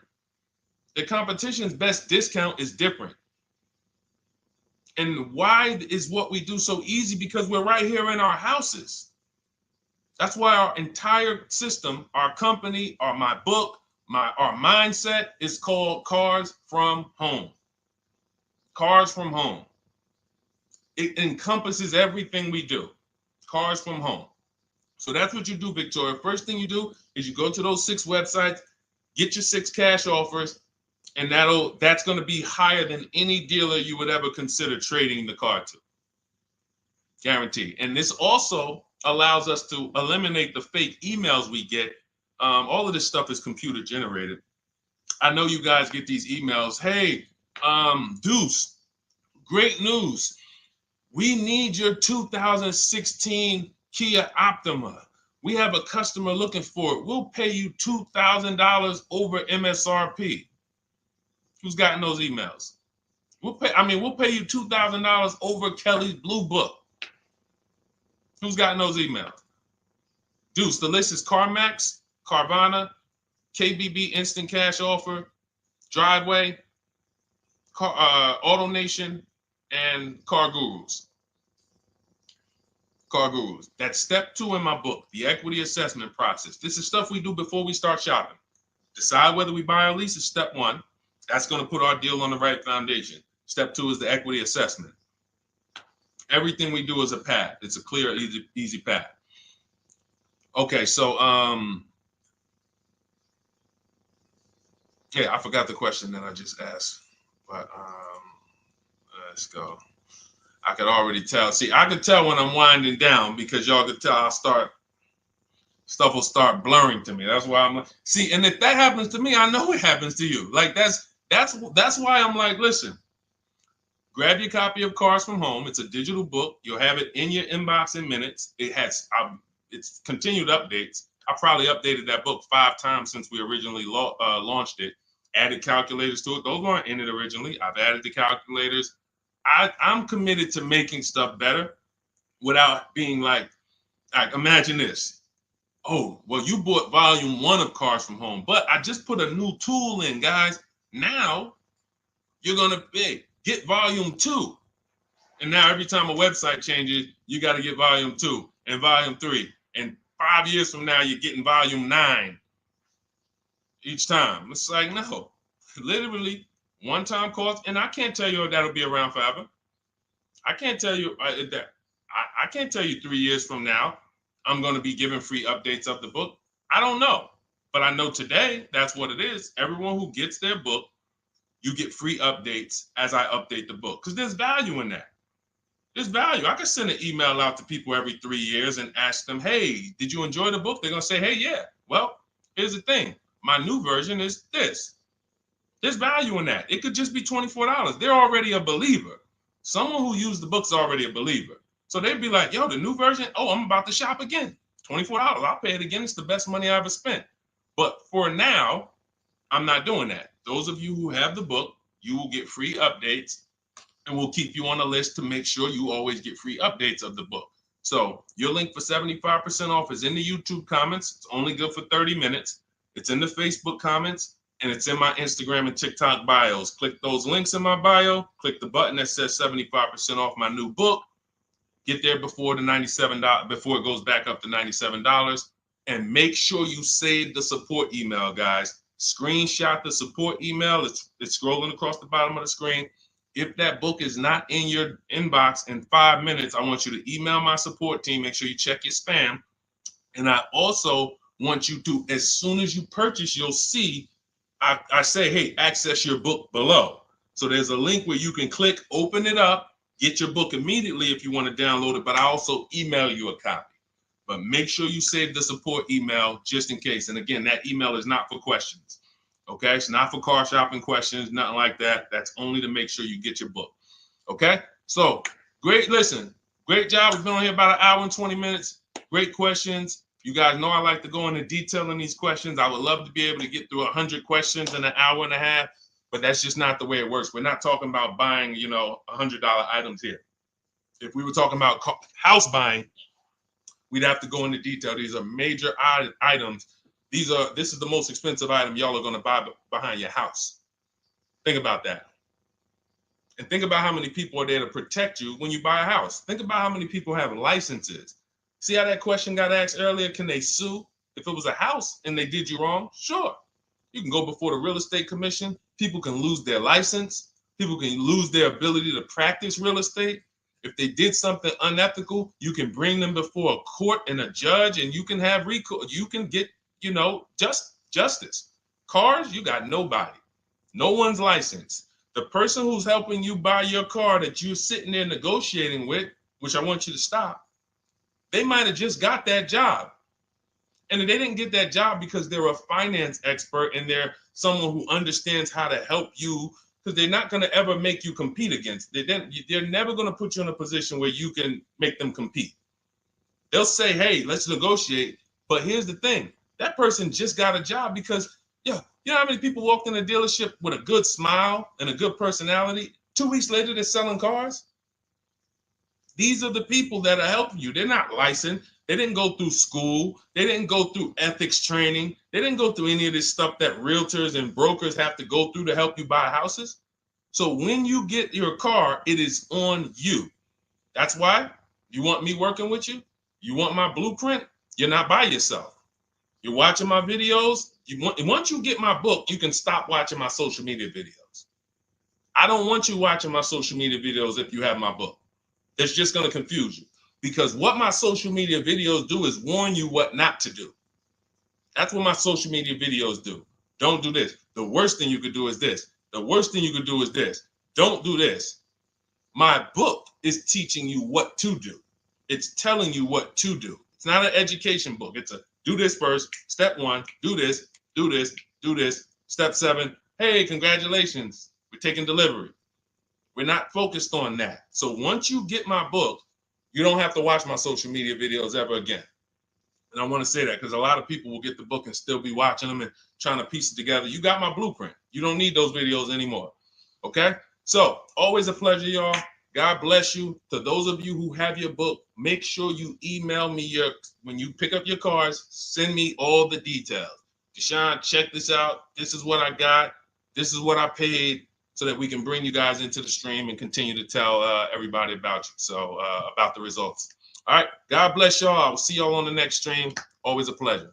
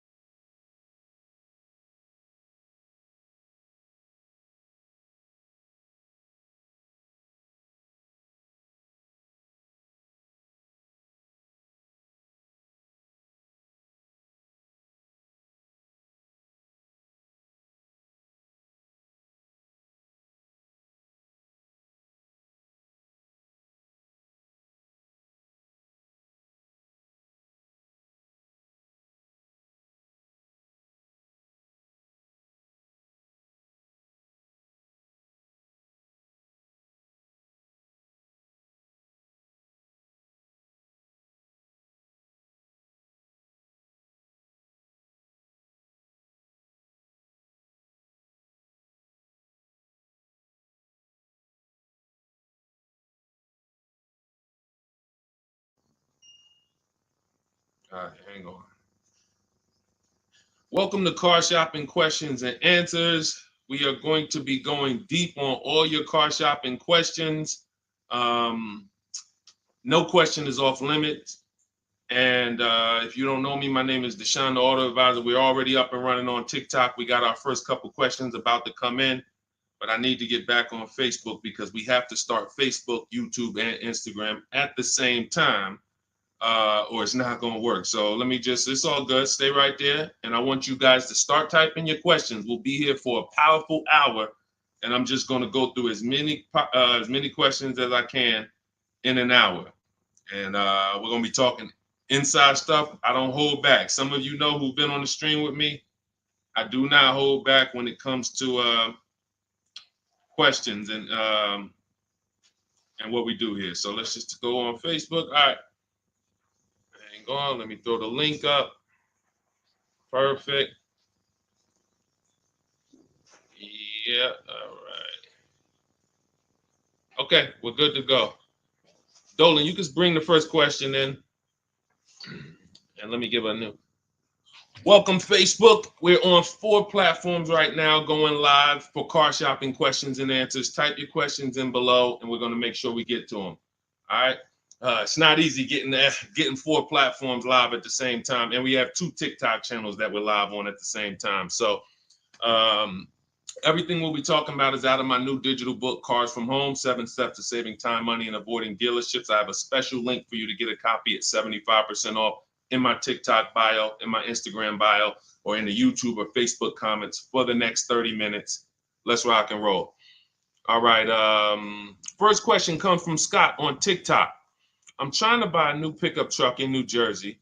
Not sure how to do it. Well, the first thing we want to do is decide whether we're going to buy or lease. If you're keeping this truck longer than 8 years, then you should be buying. Once you decide whether you're going to buy or lease, and that's how you're going to avoid depreciation. Like you could save a ton of money on this truck, but if you trade that truck in 3 years, 4 years, you're going to lose a lot and you're going to just be buried because you're losing too much over the first 5 to 7 years of the truck's life cycle. So if you're like Deshone, I'm keeping it more than 8 years, no need for me to think about leasing, all good. Now we're going to move to what we call the equity assessment. Do you have any vehicle that you own right now that you need to replace? Because there's a word that we don't use here. Some of you know who've been on the stream with us for a while. What's the word we do not use? Starts with a T. There's a word here. See, so, and I'm moving you through this process. So Scott, I want you to see this is a process. It's not we don't wing it here. So there's a word we don't use. You already decide whether you're going to buy or lease. Let's see. Does anybody know? We might have a lot of new people on here today. Thank you, Brenda. Trade in. Brenda got it. We don't trade in vehicles. Because again, when we start talking about getting all the money on our car deals, we got to realize something. We got to get all the money from each transaction. That means the car we have right now, if we don't get the most money for that, we lost money. The loan we may be getting, if we don't get the lowest interest rate, we lost money. And the car we're buying, if we don't get the best price, we lost money. So what we do is the equity assessment. Let me know if you have a vehicle you're going to be replacing. We would make sure we go online, we go to bidders, and we find out the highest bid we can get on our vehicles. Takes us 20 minutes. 6 major websites: CarMax, Driveway, Carvana, Kelly's Blue Book, Instant Cash Offer, Car Gurus, and AutoNation. These are people who are fighting tooth and nail every day to buy cars. So we get bids from them. Now, let's move in. Let's say you don't have a car to replace. Now what do? Well, let's look at how we're going to pay for this truck. Are we going to, let me turn on airplane mode to make sure I don't get any interruptions. All right, how are we going to pay for this truck? Are we going to buy it cash, or are we getting a loan? So if we're getting a loan, then we need to see, are there any special interest rates on this truck we're looking at? If there's 0%, if there's 1.99%, that eliminates us from needing to shop for a loan. That's called a subvented interest rate. No one's beating it. So when you guys see like Honda, if a vehicle you're shopping for has a 2.99% interest rate, 1.99, that eliminates us shopping. But there's one parameter we must look at in the fine print. What's the term? Is it for 3 years? Is it for 5 years? If they give us 0% for 3 years, a lot of people can't afford that payment. Interest is great. There's no interest. It's free money. But you got to be able to afford the payment based on the term. Then we move into looking at, is this a quality truck? It's a very important step. Let me tell you what happened.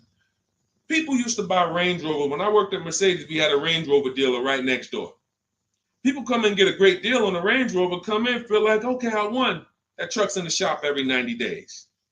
Every 3 months. Lights going off, it's on a flatbed. We had people going in that dealership, literally. Maserati had a couple models, same thing. But there are domestic models too. There are import models. There are Japanese models too that have issues. So what we do is we do a quick search, takes us 5 minutes. Nothing that I'm talking about takes more than a couple minutes. In fact, our entire process to buy cars that I teach, my 7-step system, is 90 minutes to 2 hours. You can get the best, you can get below market deals on any vehicle in no more than 2 hours. So, but we can't get a below market deal and then find out we bought a bad vehicle. That means we lost. So whatever truck you're looking at, you would type that truck into Google and you would type, for example, 2024 Chevy Silverado, and you would type in initial quality. Initial quality, guys, is going to tell us what the data says about the vehicle in its first 90 days. That's initial quality reports. That means when people get it, all the owners, the thousands of owners that are buying this vehicle, what are they saying in the first 90 days? Are they saying the electric, are they saying it's hard to manage? It's too complex, there's issues. Initial quality we look at and we skim Google to see if we see any red flag articles. Then we switch initial quality to reliability. Reliability is what are people saying the first 3 years? Does this vehicle have a history in the first 3 years of having issues? Maserati owners who was buying these Ghiblis and buying things back in the day, the Quattroportes that were having issues, they would have saw that. And they would have made a decision not to buy those vehicles. These things, this 5-minute exercise prevents you from nightmare ownership experiences. Paying less than everyone is one part of this deal, guys, of what I want you to get. That's one part of it. Getting a quality vehicle is the other side. And you can't have one without the other. Great price, not a quality vehicle, we lost. Quality vehicle, we paid market value or above market value, we lost. So we need to get both. So then once we find out, okay, the vehicle I'm looking for, it has great marks, there's no red flags, now we move into getting offers. And very simple, we get offers right from home. That's why everything I teach is called Cars from Home. Cars from Home. It's a mindset and it's also a process. We sit down here and we contact dealers online. I have something in my book called the 25 to 5 strategy. That means we're connecting with 25 dealers in 20 minutes and we're going to get 5 offers. It is important that you must get 5 offers because 4 of them are going to be overpriced. I can guarantee you that. Right now I've worked with 2,200 people personally around the country, and we have about 9,000, approaching 10,000 people that have my digital book, Cars from Home, in their hand in the last 4 months. So when we look at the data, not to mention I shop myself, you know what I'm saying? I've used this. I know you may think every dealer has the same price. They're all different. They're all different. That's why your best deal, and pay attention to what I'm about to say. In fact, hit the share button if you're locked in. Share this with one friend because one friend might be out there shopping right now, overpaying. All right. Oftentimes, the dealers that are the closest to you are not going to give you the best offer because they think they own you. I'm going to say that again. When a dealer sees your zip code come in, when I was in the dealer, we used to get we call them leads. Anyone in sales, you know the term leads. When we see that the zip code is a zip code that is right here, 5 minutes away, 10 minutes away, 20 minutes away, there's a mindset there that this person is not going to shop. So they're not going to give you your best offer in many cases. What you're going to get is an overpriced offer, and you won't see it until you learn to speak to dealers that are a little further away from you. Now, if you're doing it my way, you're using my book, you get your copy for 75% off. You won't pay the $97 price. I have email scripts in there. We don't talk. You use these email scripts when you're buying new cars and leases. We have a different process for used cars, but we still don't talk. You have to, and what's happening is you're going to see that sometimes the offers that come from 45 minutes away, an hour away, are your best offer because they're trying to take business from their competition. Some of these smaller dealers as well who don't have the foot traffic, they're not getting 100 people coming in on a weekend. They have to depend on strategically winning business. They're using the internet to reach out and connect with people that are far away from them, and they're beating their competition. But if you're programmed to go right into your local dealer, you're never going to get their prices. Type a $ if y'all are following. Type a $ if you're following what I'm saying right now. Type a $ if you're locked in right now. Type a $ if you care about your money and you're like, you know what? We're going to unlearn all the things that we were programmed to do. I'm going to tell you here's how we know we were programmed. And if I wasn't in the car business, I'd be just like y'all. That's why it's my mission to teach. You know how we know we were programmed? We never learned to buy cars. We were indoctrinated in a way of buying cars. We didn't consciously make a decision, approached it and said, this is how I'm going to buy cars. We were indoctrinated into how people buy cars, and that's what makes the dealer principals in these dealer groups, Fortune 500 companies that trade on Wall Street and make billions of dollars, because they have a predictable way that they serve the customer. It's not for the customer's benefit, it's for profit. So when you start doing this, and Scott, I just gave you the first 5 steps of our process. When you start doing this, you're going to see that the same people who you thought really liked you, Charlie down at the dealership that he sold cars to you, your parents. When you start making Charlie compete, you're going to see Charlie wasn't really for you. You're going to see that. The same person who, man, we always bought cars from him, but when you start making them compete, things change. Things change dramatically. And that's going to reveal to you, oh man, Charlie, how long you been overcharging me then? How long? See, because one dealer's best offer is not another dealer's best offer. So it's not like Charlie's lying. When he says to you, hey, listen, Ashley, listen, Miss Whittington, I can't do any better than this. This is our best offer. He may not be lying, especially, you shouldn't be there, but we do this, we never talk numbers in a dealership. But once they say that's our best offer, that's their best offer. When you hear from another dealer online, it's a different best offer. Another dealer online, it's a different best offer. And then you start saying to yourself, okay, I just need to find a dealer whose best offer is the lowest among everybody. But we can't stick with one dealer, because you'll never see how much you're overpaying by dealing with one dealer. So that's the process, Scott. That's the start.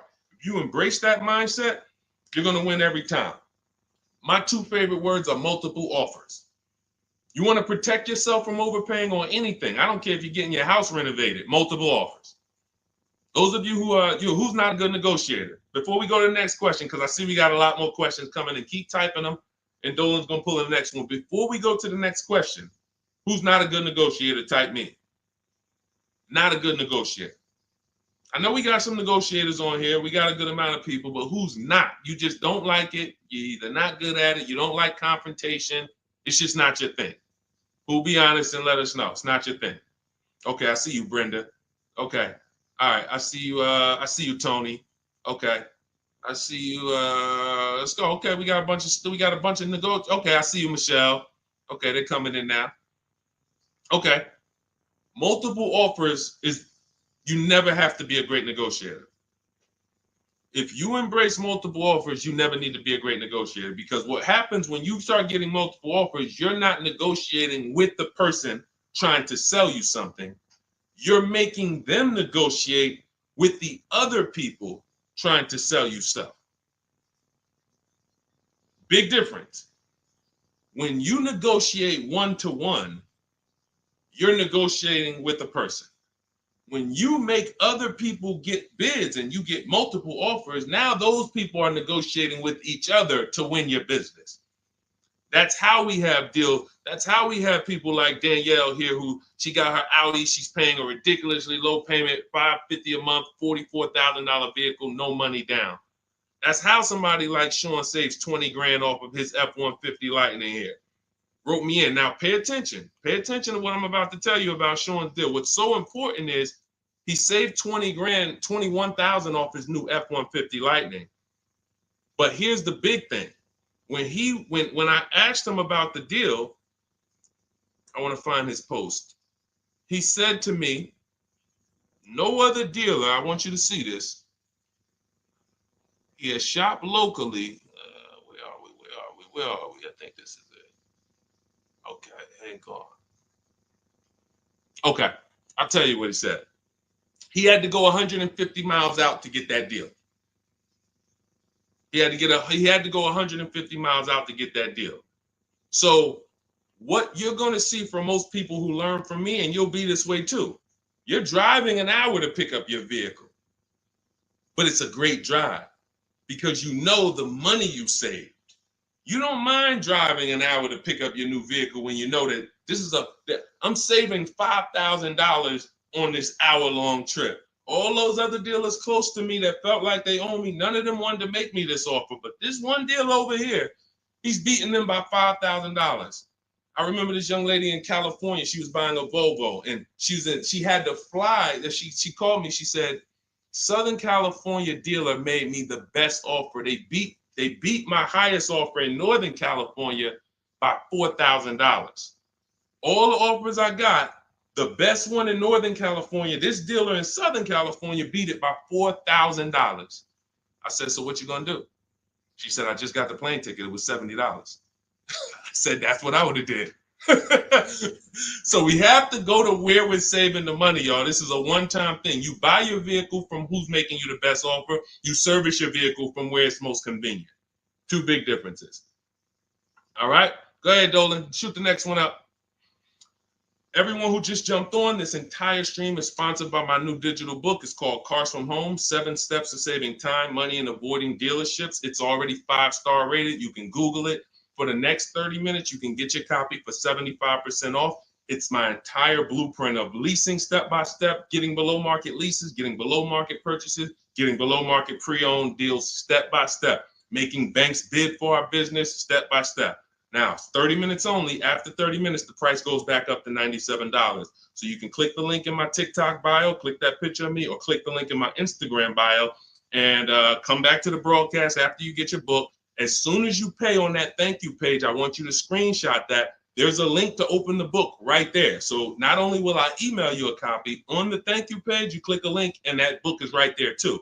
So, and then for those of you on YouTube or Facebook, we have the link showing below.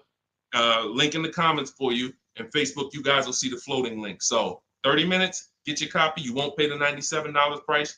You'll get yours for $24, and you have everything step by step. You won't have to remember any of this or watch my social media videos anymore. Okay. Scott says, dude, just wondering if you've heard of the Ford Flex Buy program, and if so, what are your thoughts? Well, let me do a little research on this. Hang on, because we can find out if this is going to be good for you or not. Let me tell you how easy it is when you figure this, Scott, when you grab this mindset, when you unlearn this. Hold on, they're saying they couldn't hear me on TikTok. Okay. Well, as long as you could, well, I know you guys can hear me here. We're on 2 TikTok channels right now. So let me see here. I'm pretty sure. Give me a, before we hit this question, let me make sure. Can you guys hear me on TikTok right now? Type yes. If we don't want to continue and people can't hear us. So let me know. But I see, these are the people I love right here. I love people who say, I'm going to get to it. Hopped off of TikTok, because we're on 2 TikTok channels, and now on Facebook. She said, I'm getting to this information. I don't care if I got a skim platform. I love it.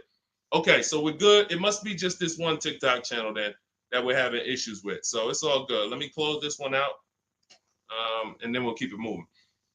Okay, so this is how easy it is to find out if something's worth it or not. Does it make people compete for my business, or does it try to lock me into something? The competition is what saves us money, which is why none of these websites you're ever going to see is going to create competition. I'll tell you about the used car websites. They're not creating competition. I'll tell you that. See, I don't want to skip this, but let's check this Flex Buy program, and then if we have time, I'll explain to you why those used car marketplaces we shop on, it's not competition. They're trying to sell you on variety. But let's check the Flex Buy program, and let's see how this works. Okay. So what is Flex Buy? Flex Buy is a unique payment plan for qualified buyers. Ford Flex Buy program payments start out lower, gradually get higher after 36 months. The Ford Flex Buy program takes the rate on a 60-month traditional loan and extends that rate to 66 months. The first 36 months of the loan, the payment will be lower as compared to the 60-month payment. The last 30 months of the loan, the payment will be higher than the first 36-month payment. Although every reasonable effort has been made to ensure the accuracy of the information. Okay, hold on. Let's see. I'm going to tell you what I don't like about this already, and I need more information. If this is in any way adjusting to the market rate. I'm talking about if the bank says like think about an adjustable rate mortgage. Some people have had a fixed rate and some people have had an adjustable rate mortgage. The adjustable rate is good for the lender because the lender says, all right, here, pay this rate that we agree on today, but in 3 years, 5 years, and 7 years on an adjustable rate mortgage, let's talk about what your new rate is based on what the market rate is. If that's in any way like this is trash. Because the banks will say, all right, well, for the first part of the loan, we're going to do one interest rate. And then we'll look and say, midway through, what's the market rate? And if the market rate's lower, great, you win. If the market rate's higher, then you lose. So here's the thing. When we're getting loans, I'm getting ready to explain something to you guys called the bank bidding war. There's so much money in loans, it's ridiculous. That's why there's people who want to loan you money to buy cars. They don't even sell cars. And could y'all keep tapping the screen on TikTok and running those likes up? Can we get to 1,000 likes real quick? Every time y'all tap the screen, y'all run the likes up and y'all actually help TikTok bring more people over here that need to be here. So I appreciate everybody. And thank you to everyone who hits the like button. I appreciate you. It does matter. Now, the credit bureaus in the United States allow you to do something called rate shopping. Rate shopping is when you actually let multiple lenders run your credit within a small period of time, and they can access it with a hard pull and it won't drop your credit score more than one hard pull. So let's just say one bank, Bank of America, accesses our credit to give us an offer for a loan. It may drop our credit 9 points because of the hard pull. If we shop within the rate window, we can have 50 banks at credit unions run our credit, and it's going to affect it the same 9 points. That's called the rate window. I haven't heard anyone talk about this. I've been talking about this for literally over 2 years. I think I have a couple big videos that you guys have shared, watched, that talk about how to do this. When you are getting your offers from banks, you want to get them after you've already found your best deal on your car.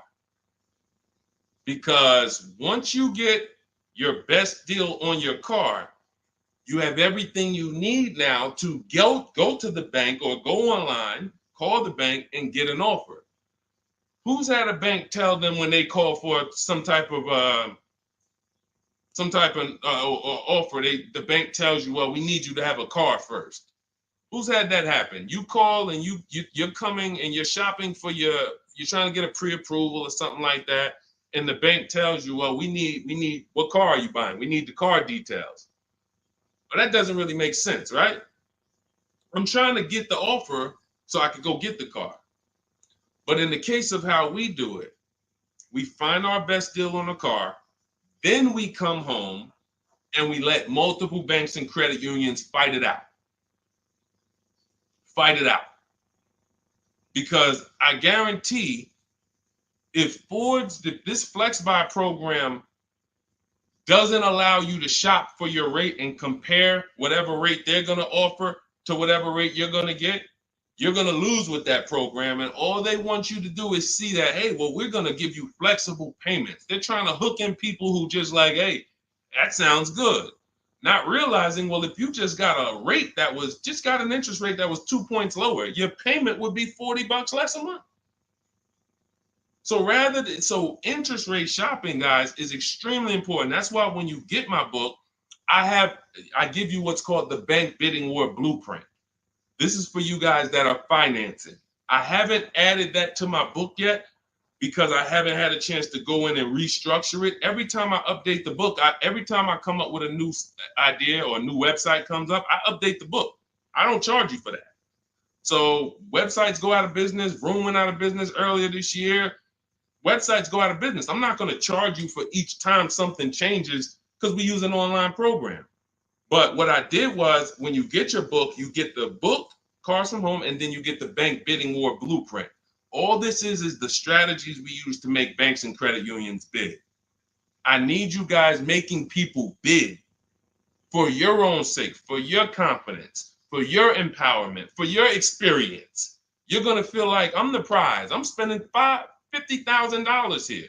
Why the heck am I begging people to sell me a car? Who's ever felt like they're begging people? Come on, can you take off another 1,000? Come on, can you drop it by $50 a month? Come on. You're begging people. Meanwhile, this is a 5-figure transaction.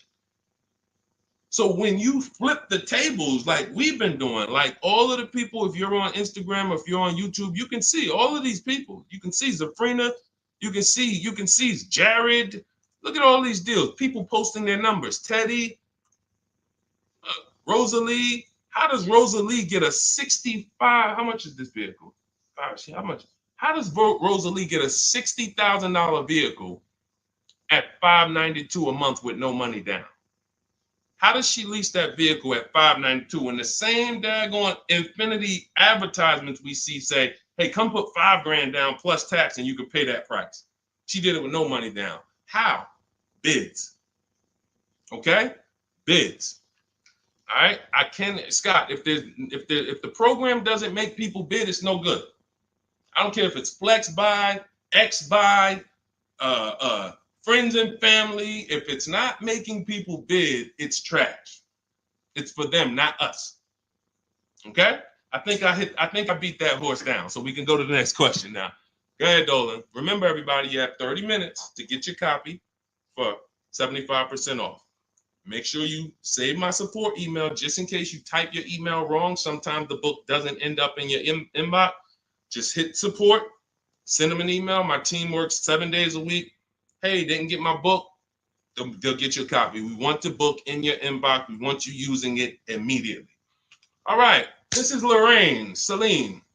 Thank you. I followed you in your advice on shopping for a used car, and I bought a 2007 Honda Accord at a great price. Thank you for your knowledge and advice. Amen. Congratulations. Enjoy it. Honda's a great vehicle. If you took the steps and made sure you were getting a good one, title, service records, accident history, a great Honda Accord is incredible. Even some of these vehicles, guys, long-term owners, some of you long-term owners, you need to understand which vehicles have the best longevity records. And Honda Accord is one of them.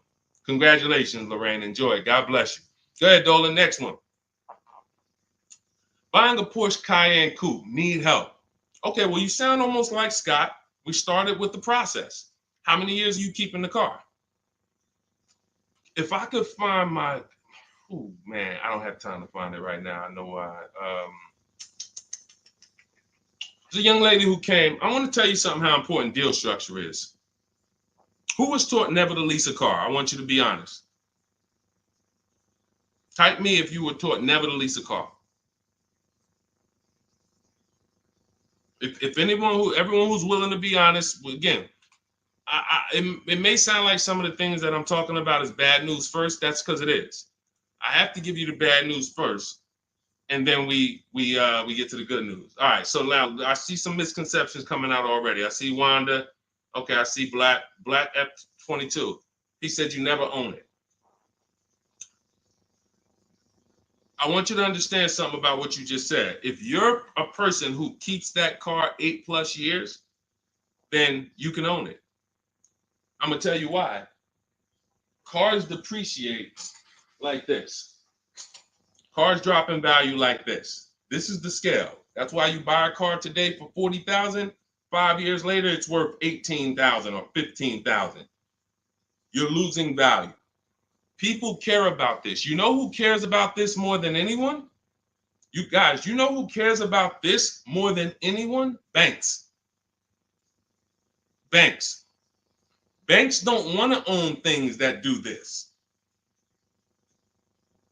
Now look, Black is coming with a lot of stuff right now. Let's talk to Black. And let's talk to the people like Black, because Black is somebody who will tell you never lease a car. He just said you're basically renting it. You never own it. Now let's get to the point. I want to show everyone on here. Thank you, Black. I'm glad you're here because we're getting ready to use this as an opportunity to prove a point. Let me take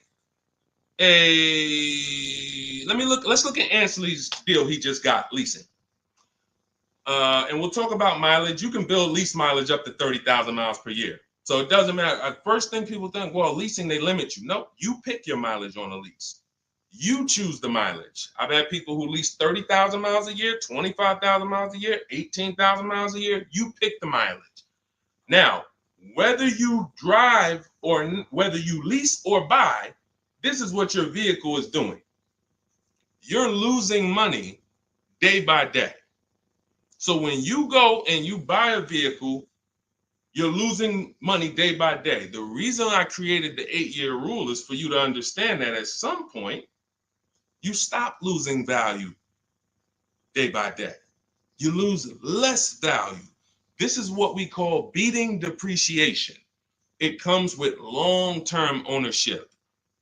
But let's look at Ansley's deal so that we can put this leasing versus buying to bed and show you how many of you have overpaid by thousands and thousands and thousands of dollars that you can't get back listening to people who tell you leasing is renting and all of these horrible financial terms. Let's go to the numbers. So Ansley gets a 2024 Infiniti truck. It's a $58,000 truck. If you're watching on Instagram or YouTube, you can see this. It's a $58,000 truck. Guys, some of you know because you've seen some stuff, every $5,000 on a loan is how much per month? Every $5,000 we borrow on a loan, 5 years, is about how much per month?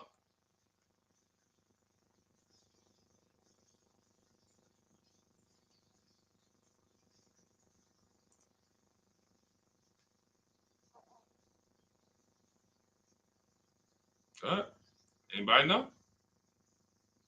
Thank you, Michelle. $100. Told you, shout out to the people who tapped in, locked in, locked in. See, I love the people who are locked in. It's some people who just, they sleep at the wheel. I need the people who are locked in. I'm really only talking to you. Now, that means this vehicle that Ashley went in to get, his $58,000 vehicle, if he would have just said, all right, I want to buy it because I was taught leasing is renting, how much is it going to cost me a month? No money down. Let's figure, we're going to compare apples to apples. No money down, because when you put money down into the deal, that confuses you. That actually makes you think you got a better deal than you really did. When you evaluate deals with no money going into them, it's easy to see where the best value is. Now, Ashley would have been paying $1,200 a month for 5 years. $58,000. That's not even full tax. Let's just round the tax to 60. Let's just say $1,200 a month. But Deshone, what if he got a good discount? Okay, I'll give you one better. Let's go extra conservative and let's play that game. Let's pretend that he's using my strategies and he found out a way to save a huge amount of money off this brand new Infiniti. He's getting bids, he's using my strategy, but he's not leasing because he's been programmed not to lease. So he's not leasing, but he's going to get bids. Now he saves $10,000 off the price of this brand new vehicle. $10,000. So instead of financing 60, he's financing 50. What's his payment, everybody? What's his payment? We just said every $5,000 is $100 a month. $50,000 vehicle. What's his payment?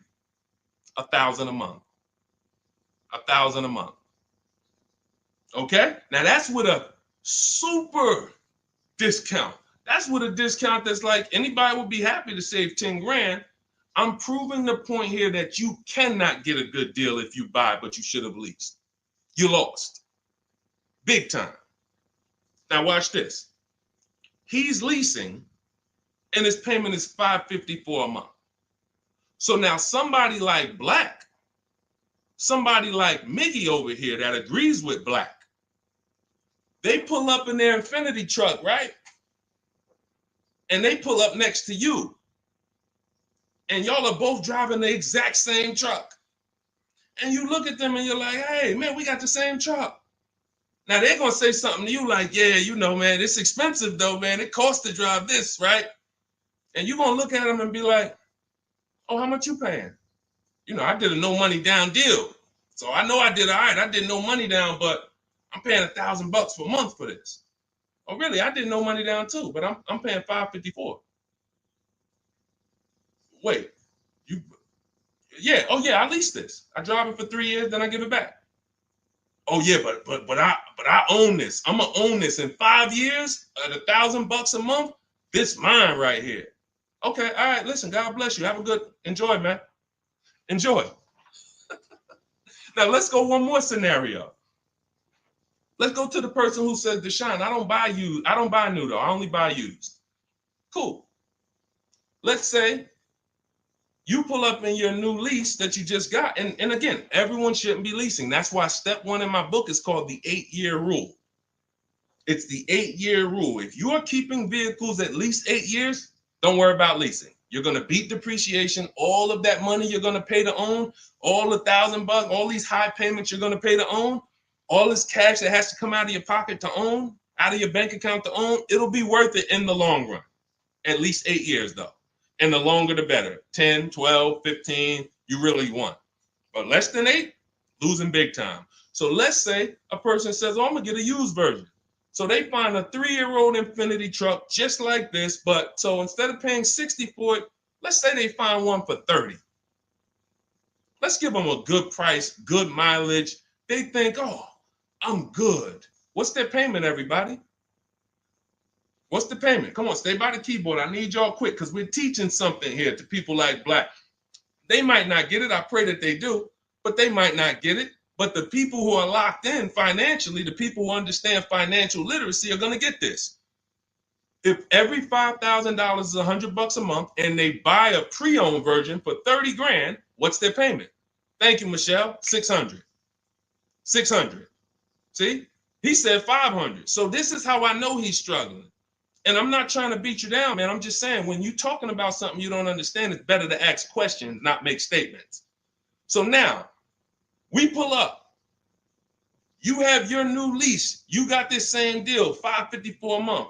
He pulls up in his 3-year-old version that has probably 1 year of warranty left. You both did a no money down deal. He looks at you and says, oh, wow, that's the new one, right? Yeah. This is the 2024. 2025. Oh, yeah, this is a 22. I just got this. I got a good price on it. I paid 30. Okay, cool. What's your payment? I pay 600 a month. What you pay for the new one, man? I know that must be expensive. I pay 554. Wait, what? Yeah, I paid 554 for this. No, you put a lot of money down, right? No, I didn't. I gave him $554. I drove off. It's understanding. That's deal structure. That's why when I came and started teaching 3 years ago, I had to teach deal structure. I couldn't teach people to just go in and buy cars, get great prices. If you get a great price, but your structure is wrong, you overpaid. You're driving cars, you're driving older cars with no warranty. And many of people who've been taught to do this, they never even pay the car off. They trade the car in before they even pay it off. They literally, I used to have people walk into the Mercedes dealer and they look at me and say, Deshone, is that the new version? I'm like, yeah, that's the new one. He's like, I got 3 payments left on this. This one, as soon as I pay it off, I'm coming to see you for that one. So this is a person who paid these high payments because they wanted to own. They thought they were going to own. As soon as they get their title, it's like running a marathon. Oh, these high payments, these payments are so high, but one day I'm going to pay this car off. And then as soon as you get to the end of the race, you go start another race. It's horrible. It's horrible. And so that's why we don't move into any other step before we get to the buy versus leasing. That's why it's step 1 in my book. So we can sit here all day and compare numbers. There is no comparison to a person who's getting great lease deals versus a person who's buying. It's not even close. We're driving better cars. We're driving, they're usually always under warranty. We're paying cents on the dollar when you know how to get below market leases. I'm not talking about these commercials y'all see. That ain't nothing. We don't pay those prices. None of these people, look, you think Zafrina, who got a Jeep Grand Cherokee lease, and she paid Look, she's paying $527 a month. She's paying $527 a month. Oh no, that's Teddy. Hold on. You think Zafrina, who's paying $579 a month for a $66,000 truck, is ever going to she's not going to let this bad information get to her anymore. She's driving a $66,000 truck. So again, now let me, before we go to the next question, I'm going to just read some things from Black because he's over here typing. And I do want to give him the courtesy of reading because we just used him as a teaching moment. I think everyone learned. If you just got what I just taught about the leasing versus buying, type $sign. Just type $signs. If you got that point of me, see, no one talks to you about payments. They say things like never lease, always do this, always do that. But they never talk numbers.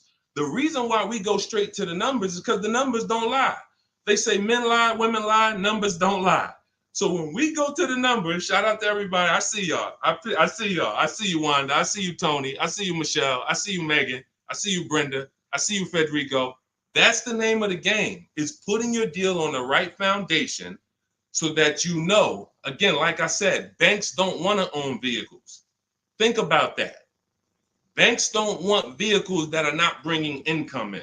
They don't want a depreciating asset on their books because today it's worth 40, tomorrow it's worth 39,800, the next day it's worth 39,700, the next day it's worth 39,600. That's what a depreciating asset is. They don't want them on their books in the short term. They're in the short-term business. And some of us are in the short-term business too. The only people that are winning long-term with purchases are those of you who keep your cars 8+ years. Because you beat depreciation. All right, so Black said, nah, bro. Okay. Keyword, no money down. You put 10 to 20% down, then it's a different story. You can't make this stuff up. Let's go. You cannot make this stuff up. Watch this, y'all. Watch this. I just compared 3 no money down transactions on the same vehicle. 3. New, used, new lease.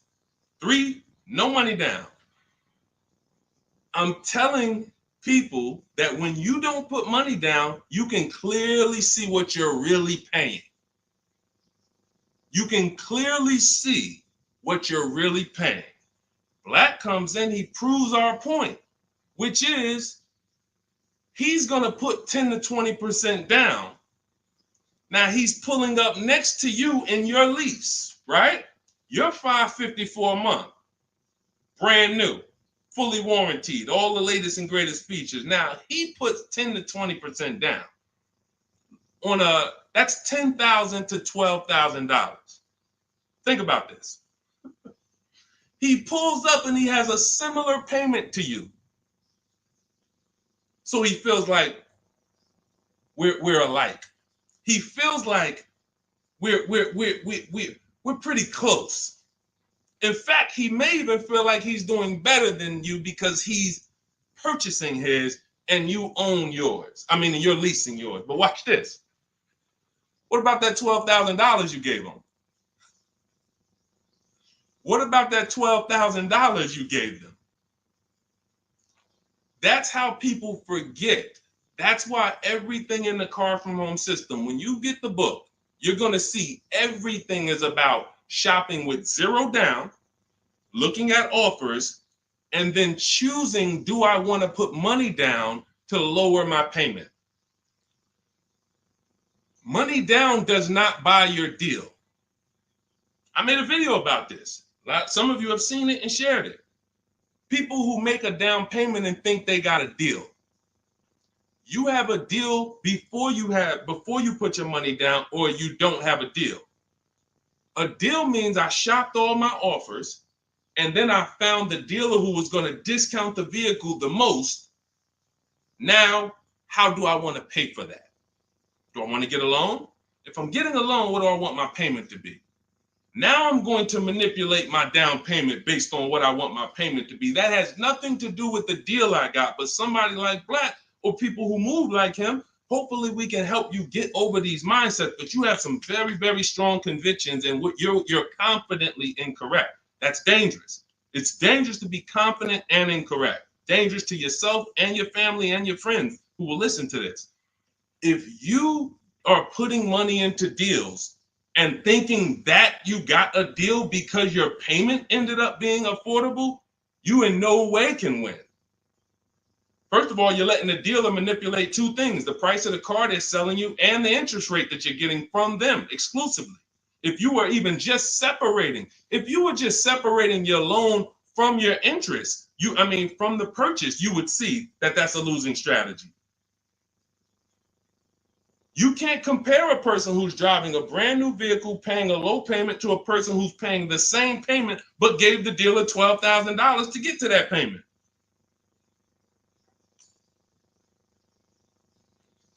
And look, here we go. Now let's get ready for the next question, because Black just said, I believe in the Ramsey rules, not leasing cars, and he's costing you.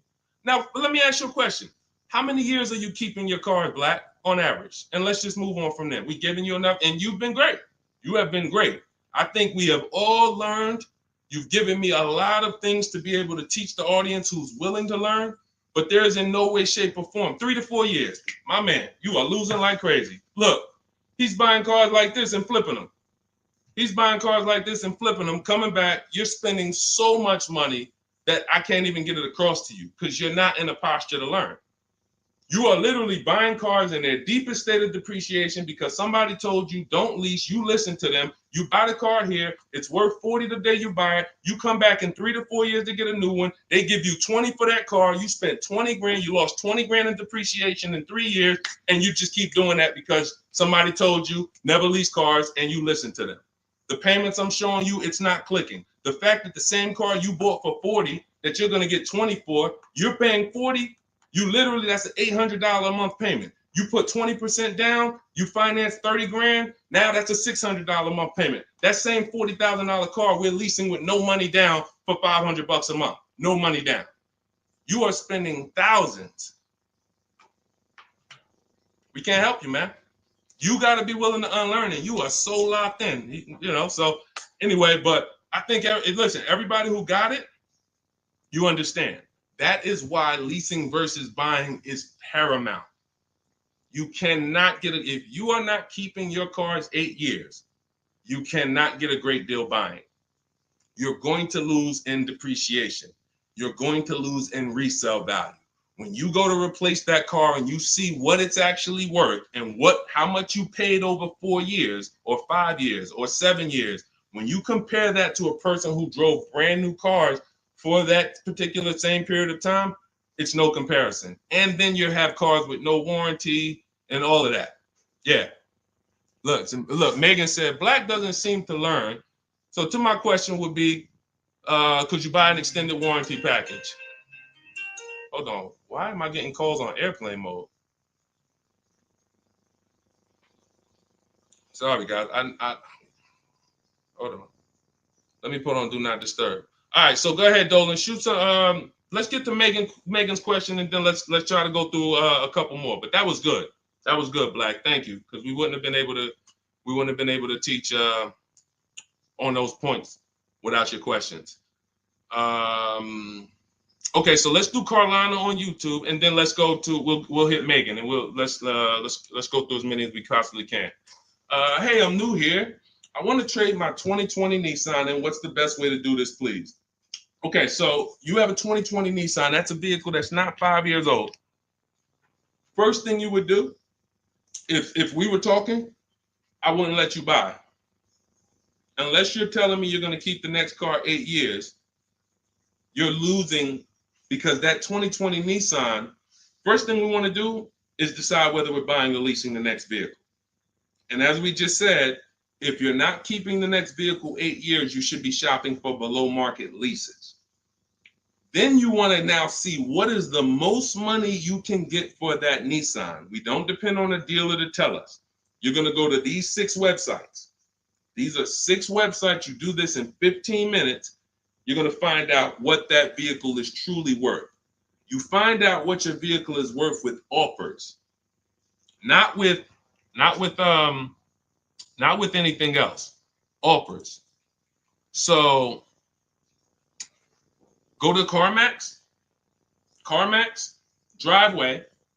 Write this down. I told you, stay locked in because we do dialogue here. It's not just me talking. Unless you got a notepad, you got to stay locked in and ready. We're going to go to CarMax. We're going to go to Driveway. We're going to go to Carvana. We're going to go to KBB Instant Cash Offer. These are all offer sites. These are people you walk in, they do an inspection, they cut you a check, you're out of there in an hour with a check. They're not trying to sell your car, they just want to buy your car. Driveway, Carvana, CarMax, KBB Instant Cash Offer, Car Gurus, and Auto Nation. 6 offers, 6 bids.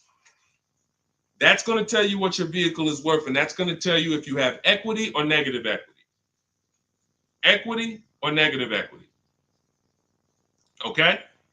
So that's the first thing you need to do. First 2 things is ask yourself, how many years are you keeping the next car? And then do your equity assessment to see, do you have positive equity that could either go in your bank account or negative equity that's going to be carried over to your next deal. So that's the first step. Okay, do that first. Now, here's the beautiful thing. When I was at the dealer, I would have people who walked in as soon as I asked them how many years they were keeping the car. If they were telling me 5, like, remember the guy I mentioned a little while ago on the stream? I said he comes into the dealership. Hey, Deshone, is that the new one? As soon as he gets his title, he comes in and trades it in. I told him, there's no point in you waiting for the title. First of all, you can replace a vehicle without the title. That's fine. But again, he was taught, hey, I got to wait for my title, and then I make a move. So he always has a payment. 5-year loan, 6-year loan, pays it off, gets a new car. He always has a payment. It's just super high. But what I would do if he was listening, if he was open to financial advice, I would tell them, you're going to cash that vehicle out. That means you're going to sell this vehicle. We're going to give you a check for that. So whatever it's worth, 15, 18 grand, it's paid off. That's going to go in your pocket.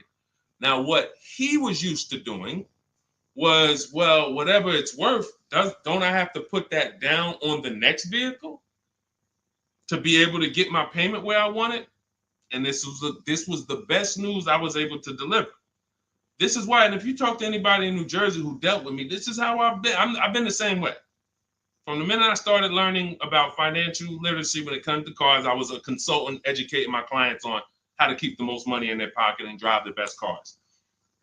When he would say, well, I say, are you familiar with leasing? And I would ask, how much do you drive a year? And he would say, I think about, maybe 13, 14,000. Say, let's go look at your old vehicle. We look at your old vehicle. We see, okay, yeah, based on what's on the mileage now, you drive about 14,000 a year. Here's what we're going to do. Whatever your car is worth, you're going to put that in your bank account. Let me show you what a competitive lease would look like. I make him the offer. He's like, wait a minute. This is my payment, and I could drive as much as I want. That's it. You could drive the same amount you've been driving. So I'm paying less than I was paying to own this thing? And you about to give me a check back for 12 grand, 15 grand? Yeah. This is what I want to do for the people who have been programmed that buying cars is how you should do it. Again, long-term owners, you should not be thinking about leasing. But here's how I know you need it in your tool belt, because your daughter may not be a long-term owner. Your spouse may not be a long-term owner. Your friend or whoever may not be a long-term owner. See, typically how you do things is how you teach other people to do things. So if you are keeping your cars 8, 9, 10, 12 years, you probably think everyone else is doing that. But your kids or your family members or your spouse, they may want to drive for 5 years and then they're like, all right, this stuff's starting to go wrong. You said the warranty is up and this got to cost $800 to fix, $400. Let's just go get a new one. Those are the people who don't have the values to keep a car long term, and you should not be buying cars for them. They should be shopping for. Now, both cases, you need below market deals, but it does not. But knowing how long you're going to keep the car is how you're going to beat depreciation. So all of this is in my digital book, guys. Everything I'm talking about on this stream is in my step-by-step book. A lot of what we talk about on these streams and in my social media videos is what not to do. My book is about what to do. It's like, do this, do this, do this, do this, steps, check it off the list. Next thing you know, you got below market deals from home. There's only 3 things we go into the dealership for: test drive, have our car appraised, and to pick up a car. We are not there to shop. We're not there to get numbers. We're not there to negotiate. We do all of this stuff from home. So for 30 minutes, if you visited the website already, you'll see the timer, 30 minutes, you can get 75% off your copy. It'll be in your inbox in literally seconds. And as soon as you pay, in my TikTok bio, in my Instagram bio, Facebook, we have a link floating for you. You guys should be able to see the link. And then Instagram, we have YouTube, we have a comment pinned for you guys. You'll have the book, but as soon as you pay, you're going to see the thank you page. It says screenshot this page. You'll see my support team email. Sometimes you type your email wrong. Contact support if the book is not in your inbox in literally 5-10 minutes. Also, as soon as you pay, you see a link that says open your book below. So there's 2 ways I'm delivering the book to you. Right there as soon as you buy, but I'm also emailing you a copy. But sometimes, we fat finger the keyboards and there's a letter off. So make sure you hold on to my support team's email and hit them up. Okay, good stuff. Get your copy. Listen, once that clock hits 0, the price is $97, which is still worth every penny. If I missed it, I go back and look. Knowing what I know, knowing what the people know, look at Tiffany. Look at Tiffany's deal. Look at Tiffany's deal. Matter of fact, let's show Vicky's deal. Look, thanks to your books and your methods, I was able to get my new lease for a 2024 Volkswagen Atlas SE Peak Edition with the tech package for $175 per month less than my first quotes. I did it all online except for picking up the car. I put no money down other than my first month's payment and DMV, which is probably $200, and saved over $6,000 on the life of that lease using your negotiating scripts. We have email scripts. This is what I want for you. I want you guys not just getting cars. Everybody's getting cars. You'll see people posting their car. Oh, I needed an upgrade. Look, get a bunch of likes. Hey, had to treat myself. You'll never see the numbers though. I want you, every time you get a car, I want you just as excited about the numbers you got as the car. And this will make sure you get there. Go ahead, Dolan. Shoot the next one up. Okay, Brandon from TikTok. I've lifted the Denali truck. I owe $6,500 on it. It has 163,000 miles. It needs $3,500 worth of front end work. Should I fix it or trade it? I'm the only owner. I would make sure you get a second opinion on how much it's going to cost to fix. Lifted Denali is going to have a low resale value. But here's the thing: the cost of replacement is always more than the cost to fix. Always more. So if you got a truck, and again, your truck, you got a loan on it. You got a loan on it, 163,000 miles. I teach something: you shouldn't have a loan past the 10th birthday on a vehicle. Now you're going into a lot of risk. There's different boundaries we need to follow. But what I would do if I was you is I would make sure I'm not spending more than $3,500 unless I'm getting multiple mechanics to give me an offer. But I would see, what does it cost? What's the lowest I can pay to get this truck running? What if you pay $3,500 and it runs again for another 3-4 years? All day long. Because to get a new vehicle, $3,500 is coming out your house in probably 6-7 months. Which would you prefer? $3,500 one time and I could drive this thing for another 3 years problem free? Or $7,000 or $10,000 a year that I'm going to pay to get a new truck? Keep the cost low when you can. All right. Listen, I'm going to jump off. Everybody, listen, we'll be back for another stream. We went deep today. I think we dug into stuff we've never dug into before. Thank you to Black for, bringing some information to us that allowed me to teach and help you guys unlearn. Everything you need is in my digital book, Cars from Home, 7 Steps to Saving Time, Money, and Avoiding Dealerships. Normally $97. It's 5-star rated. You can Google it. You can see all the reviews people wrote using it. But you won't pay $97 if you get to my TikTok bio or my Instagram bio before that 30-minute countdown expires. You'll get it for 75% off, which is $24. And on YouTube and Facebook, I have a comment pinned for you guys where you can get your copy for 75% off. Use it. Make sure you email me your success stories, and make sure you save my support team's email just in case you type your email wrong. Let's make sure my team gets you your book. All right. God bless you. Keep winning. Keep unlearning. I'll see y'all on the next one.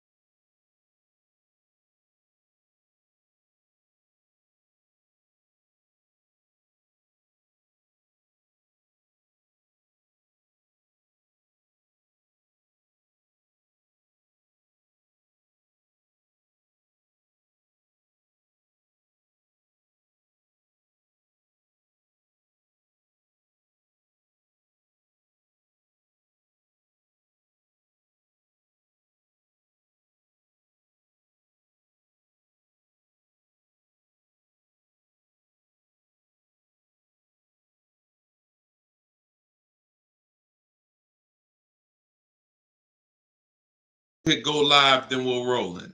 Jasmine from TikTok asks, what do I do when I can't afford the lease after 1 year? Great question. You want to do an equity assessment, see if you can sell it. There's two main ways to sell a lease. You could have somebody assume it. You can go to a site like Shop a Lease, and if you have a good car payment, you could list the car there and somebody could take over it, but it must be a good car payment relative to the deal. If you're paying, if you overpaid per month, then you're going to have a hard time getting someone to take over the lease. But if not, you can get rid of it there. Second is, I want you to call the leasing company, ask for your payoff, and then you're going to call, once you get your payoff, I want you to ask them if you have a third-party restriction. Those are the two questions you're going to ask your leasing company. And then once you get that number, which is your payoff, you're going to go to CarMax.com, Driveway, Carvana. This will take you 20 minutes to do. Kelly's Blue Book Instant Cash Offer, Auto Nation, Sell My Car, and Car Guru, Sell My Car. You want to get 6 offers. It's very important when you're on those sites. When they ask you, is your car owned, leased, or financed, put owned. That's going to tell you what the market value cash is for your car to get rid of it in a day.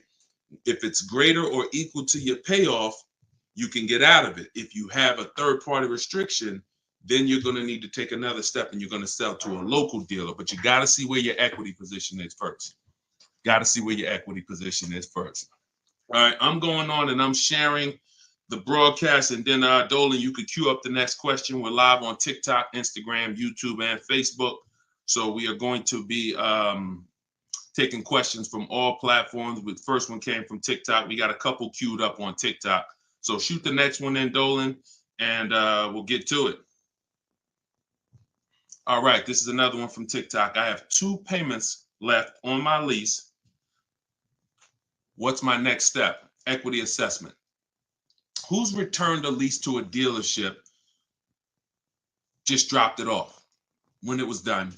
You never assessed any equity. You didn't even know. Who didn't know that a lease could have equity that you could put in your pocket? It's not a guarantee, but many people all through the pandemic, we were showing them how to put $5,000, $10,000, $12,000 in equity in their pocket from the end of their lease. I sold my lease. End of my Jeep lease, I made $8,900. My mother made $10,200. Now that was when everything was worth 7 to 10 grand more than it's worth. That was when the market was once in a lifetime. But does not mean we will never return a lease without doing an equity assessment. If you've done it, I want you to raise your hand and say, you know what, I turned in my lease. If you ever just dropped it off, you can't do that again. You must know if you have equity, and you follow those steps that I just gave to Jasmine. I think that was Jasmine who asked the first question. That is what's called in my book, In my process, that's the equity assessment. That is what you do.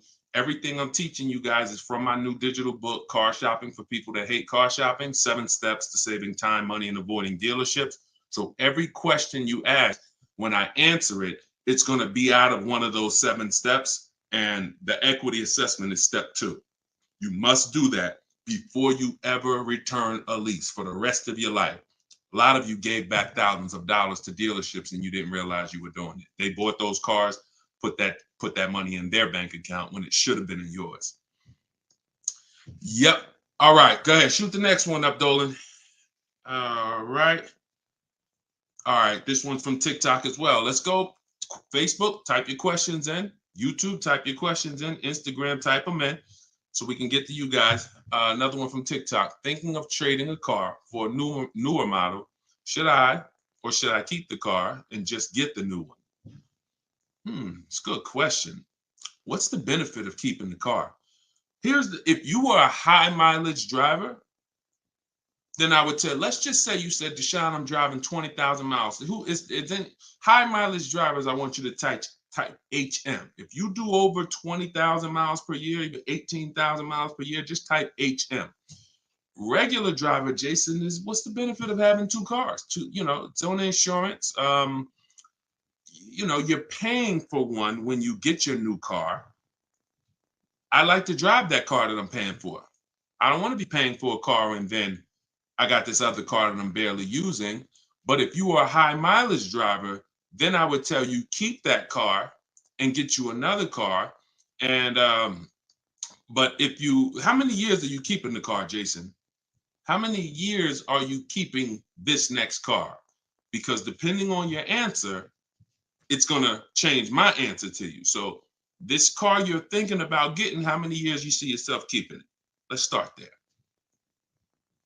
Come on and shout out to the sharers. I see y'all running the likes up on TikTok and y'all keep tapping that screen. Just every couple minutes, throw a couple taps. It really helps the broadcast. And I appreciate everybody who's helping us get this message out. I really do. We couldn't do this without you. Let's see if maybe 5 years, then you should not be buying that car, Jason. You should be leasing. And I'm going to break this down for you really quick because some of you know the depreciation curve. And the rule of thumb is when we talk about the hidden money in your car deals, my job is not to just teach you, if you're willing to listen, how to save thousands of dollars by making dealers and banks bid on your business. That's how we make sure we get the best prices. You can't get the best price. You can't make the best deal if you buy, but you should have leased. It's impossible. Because the depreciation curve looks like this, y'all. If you buy a car today for $30,000 today, I give you a car. I'm gonna show you something. I want everybody stay close to your keyboard. I don't want you to, when I ask you a question, type as quick as you can so we can keep the dialogue going. If I gave you a $30,000 car right now, put it outside your house, you don't drive it 1 mile, you don't even touch it. We go outside a year later. Is it worth $30,000? You didn't drive it 1 mile. You said, Deshone, I don't need the car, but I'm leaving it here. It's yours. You don't drive it 1 mile. Is it worth $30,000? No. So that's your first intro into depreciation, the unseen expense. Let's go a little deeper. If you put 10,000 miles on it, it's worth less, right? If you put no money in it, if you put no mileage on it, it's already lost thousands. If you put 10,000 miles on it, it's worth less, right? High mileage driver, let's say you put 20,000, it's worth less, right? Now what you're seeing is the expense you've been taught not to see, which is depreciation. It has nothing to do with car payments. It has everything to do with that. We've heard people say, oh, cars are depreciating asset, cars are depreciating. What does that actually mean? I'm showing you what that means. I'm showing you what that means. When you're buying something that goes down in value, you have to look at when it's going down, when is it losing its most value, and your goal should be to avoid replacing it while it's losing the most value. How many of you have a car outside right now, outside your house? You've had it for at least 8 or 9 years. Type the number of years you've had it. If it's more than 8, don't type 3, don't type 5. For those of you who have a vehicle outside right now and it's been in your home, in your household for at least 8 years, I want you to type the number of years. All right, we got Jason 10, we got 13, we got 8, we got 20, we got 14. Okay, so we got 10. This is the leasing versus buying question, and there's nothing more important than this to the foundation of your deal. Because if you choose wrong, you cannot get a great deal. And if you're new to this, then lock in for the next 5 minutes, and you're going to understand why. The people, those of you who said, Deshone, wow, Jazzy's 20 years. The vehicle, the value of your vehicle right now, isn't it going to be about the same a year from now? Everybody who just typed, look at the, and I want y'all to pay attention. If those of you who are like, Deshone, I never keep a car, you might be saying, looking at these numbers and saying, Deshone, I would never keep a car that long. It's not for me. It's not in the cards for me. It's not my style, not my habit, not interested. Perfect. Pay attention. 12, 20. So all of these people, your car will be worth next year about what it's worth right now. What does that mean? That means you have avoided the depreciation. You've won.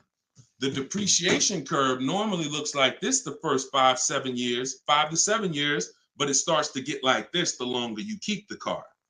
So now all of you who have answered, all of you who are watching them answer, their car depreciation curve looks like this now. It's not losing much value anymore.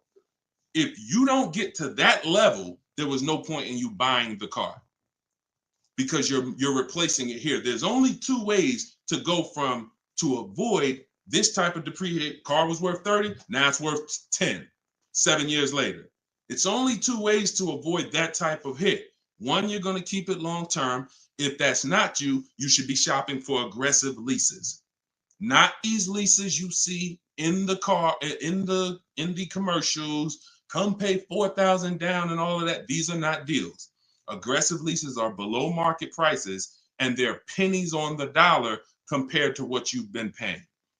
You cannot win buying cars and switching them like this. That's why you always have negative equity. That's why you're always never happy with what you're getting for your car. You buy your car, you come back, look 3 years later, you see what it's worth. It's always disappointing because you're trying to literally get cash back out of something that is not designed to give you any value in the short term.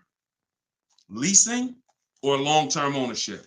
That's why the first thing that I teach, it's called the most important question, is how many years you keep in the car. If it's not 8, then you should be leasing. It's not even a question. We'll go deeper on that throughout the show. Anyone who wants to know more about that, you keep asking, because once I open up that Pandora's box, it's like your mind is like, oh, but everything I heard about leasing, I heard it was bad. I heard you can't drive that much. I heard that yada, yada. They bill you for all of this stuff. All of those things, I'm going to help you unlearn because unfortunately, the people who taught you that were confidently incorrect, which is dangerous. Confidently incorrect is you're dangerous to yourself and others. So, all right, so that's the key. If that's the key, Jason, don't think about buying if you're not keeping 8 years. You're going to overspend. And we'll talk more about that throughout the broadcast. Feel free to ask follow-up questions. Go ahead, shoot the next one, and I'll go as deep on that subject as we need to for you to understand it. It'll give you some lease comparisons. You'll see what great leases look like, and you'll see how there are pennies on the dollar when you know how to get great lease deals. And that's the way you avoid the depreciation. Only 2 ways. Great lease deals, long-term ownership, 8, 10, 15 years. That's it. 2, 3, 4, 5 years, you can't avoid the depreciation buying. You just can't. You're going to lose thousands every time. Go ahead, shoot the next one up, Dolan. We're keeping the questions coming in. We're live on all platforms, so just keep typing. I'm going to try to get through as many as I can. We got a lot of questions coming from TikTok. All right, let's go. Should I put money down on a lease that I'm about to turn in? That you're about to turn in. I'm gonna assume you meant, should I put money down on the lease that you're about to get? So check it out. Here's how you shop all your lease deals from now on. there's one thing that I never want you to say again. It's really two things, but in this subject, the other thing is trade. This is down payment. I want you to eliminate the words down payment from your vocabulary because it's been used as an opportunity to get more money out of you. Who's ever went in, thought you were making a car deal, you thought you were going to put maybe $1,500 down, and then somewhere down the lines, these hidden things come like, oh, well, you got the taxes and fees, and then you end up putting more down than you thought you were going to. Has anybody, that ever happened to anybody? Hit the raise your hand emoji or just type me if you've experienced that. You thought you were going to be putting this down. You might have gotten to the finance office to sign the paperwork, and now you got to come up with another 500 or 1,000 or the taxes or the fees or whatever it is, right? So I spent 14 years in the car business. For those of you who don't know me, I've seen the way we call them the 80%. 80% of people shouldn't be in the car business. They're overpriced. They'll sell their grandmother the highest price car. It doesn't matter. They have no integrity, very little morals. We don't buy from them. What you need is to learn to avoid them, and you also need to learn to find the 20% who beats them all the time. So when you shop your car leases, you are always going to shop. You're no longer going to say down payment. You're going to say this: total out of pocket. Total out of pocket. See, total out of pocket means that's what I'm giving you and no more than that. You'll see the difference. Down payment can be, that's my down payment, but what about my taxes and what about, so that gets convoluted. When you start using, hey, I'm only doing this total out of pocket, it's hard for them to switch it up, especially when you're adamantly aware of what that means. This is all the money that I'm putting out of my pocket. You could also say do it signing, but total out of pocket is probably more of a universal term. You shop your leases with 12,000 miles. Now, who was taught they limit you on the lease miles? Who was taught they only give you 10,000 miles? Because this question from TikTok, the person's asking, should I put money down on a lease? So I want to tell you how you always want to shop your car deals with no money down. That's what's confusing you. What's confusing you is when they mix the down payment and start throwing monthly payments, you are now not aware of what you're truly paying for the car, what you're truly getting. And so this is why you use what I'm telling you, you shop my way. You're never going to shop with down payments. That doesn't mean we don't put down payments down, but we do not get offers and we're not out there shopping with down payment money. Okay?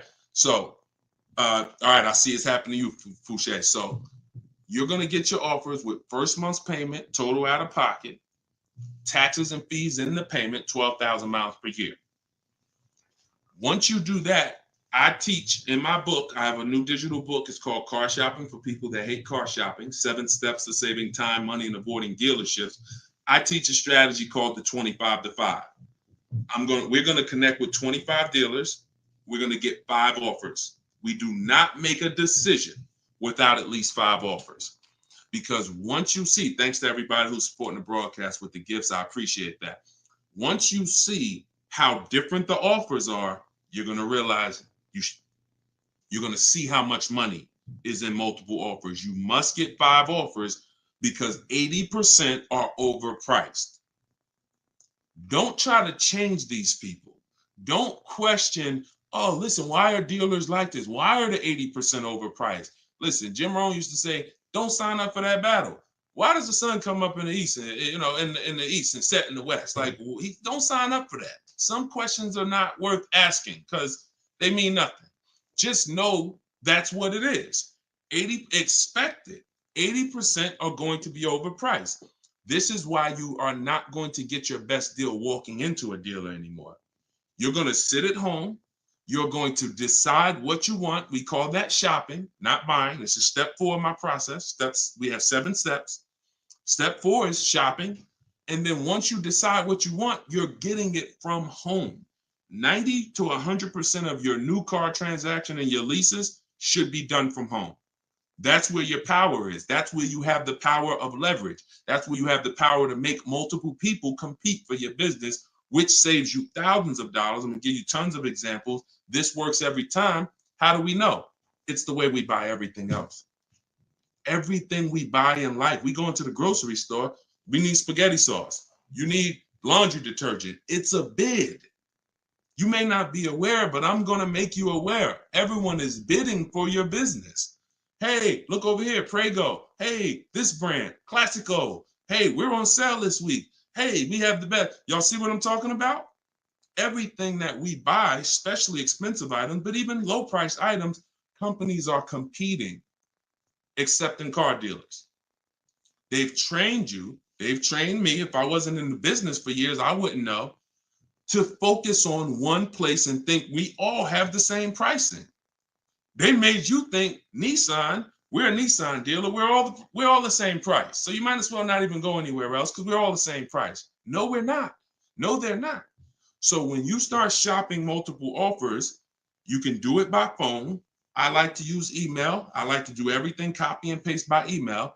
But when you start getting multiple offers, you're going to truly see where all the hidden money has been, and you'll see how many of these dealers are overpriced, which is going to just make you say, from now on, I'm definitely shopping online. So but you need to do it correctly. There's some information you must give a dealer in order to get quotes online. And most of you don't know that. That's why you're having problems getting quotes, because you're not giving the dealer what they need to get quotes. So we'll go deeper on this throughout the show. But this is what we're talking about, y'all. This is all in my book.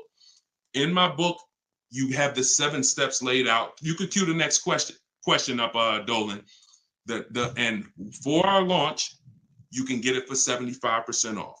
The book's normally $97, but for our welcome offer, our launch, I said, you know what? We're going to do 75% off for 30 minutes. So when you go to my TikTok bio, you click that link. There's a button that says, get my new book, 75% off. You get yours. You won't pay the normal $97, but it's only for 30 minutes. Once that timer goes down, you go back up to 97. Same thing on Instagram. It's in my Instagram bio. And then we're going to put the link here for you guys here on Facebook and YouTube. All right, go ahead. This one's from Instagram. If I'm keeping a car under 8 years, I like y'all using this 8-year rule language. I like that. I like what I'm seeing, y'all. Y'all really this is really absorbing. If I'm keeping a car under 8 years and will definitely go over the miles, how do I lease cost effectively? You choose the right miles. You never. I was at Hyundai. And I experienced most of what I'm teaching, I learned through being in the dealerships and just watching, paying attention, asking questions, seeing bad situations, and then asking questions to make sure I could help people avoid them. I was at Hyundai. I was a manager for 6 weeks there. And this guy came in and he was returning a high mileage Hyundai lease. It was the first one that I had really saw that I could remember. He brought it back. It had 70-something thousand miles on it. And I was just like fascinated. I said, you lease this? He said, yeah. All I do is lease. He said, man, I'm in sales. I used to buy these cars. You know, I was putting so much money in the cars, all this negative equity. And it was just like, I hated it. He said, once I got exposed to the high mileage lease, I never looked back. I drive this thing 20-something thousand miles a year, 3 years, I drop it off, I get another one. And so I said, okay.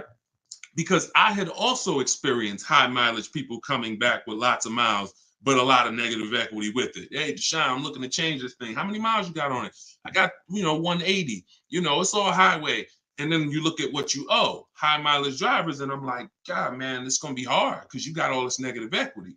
So once he exposed me to that, I looked at his payment and I said, man, he's only paying a couple dollars more, $150, $200 more per month to have all the mileage.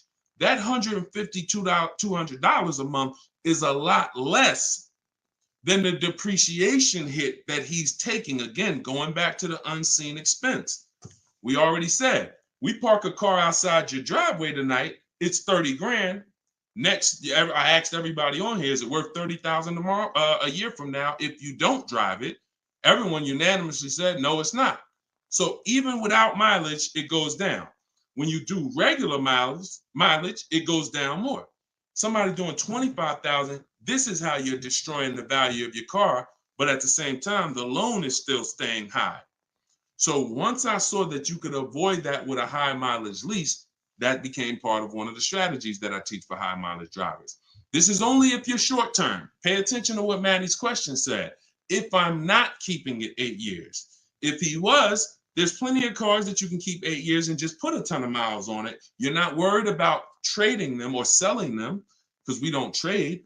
You're just going to get the maximum value out of it. In his case, he knows he's not keeping it 8 years. How are we avoiding the short-term depreciation? You do that with a high mileage lease. Second strategy, Matt, this is also in my book. I have 2 strategies for short-term high mileage drivers. That's one way. Shop for your lease, 12,000 miles a year, identify the best bid, and then once you identify the best bid out of 5, you have them adjusted to a high mileage lease. Second is you buy your car, or if you have a car now, you keep that car, pay that car off, and now you're going to go lease your nice car, and that's going to be your second car.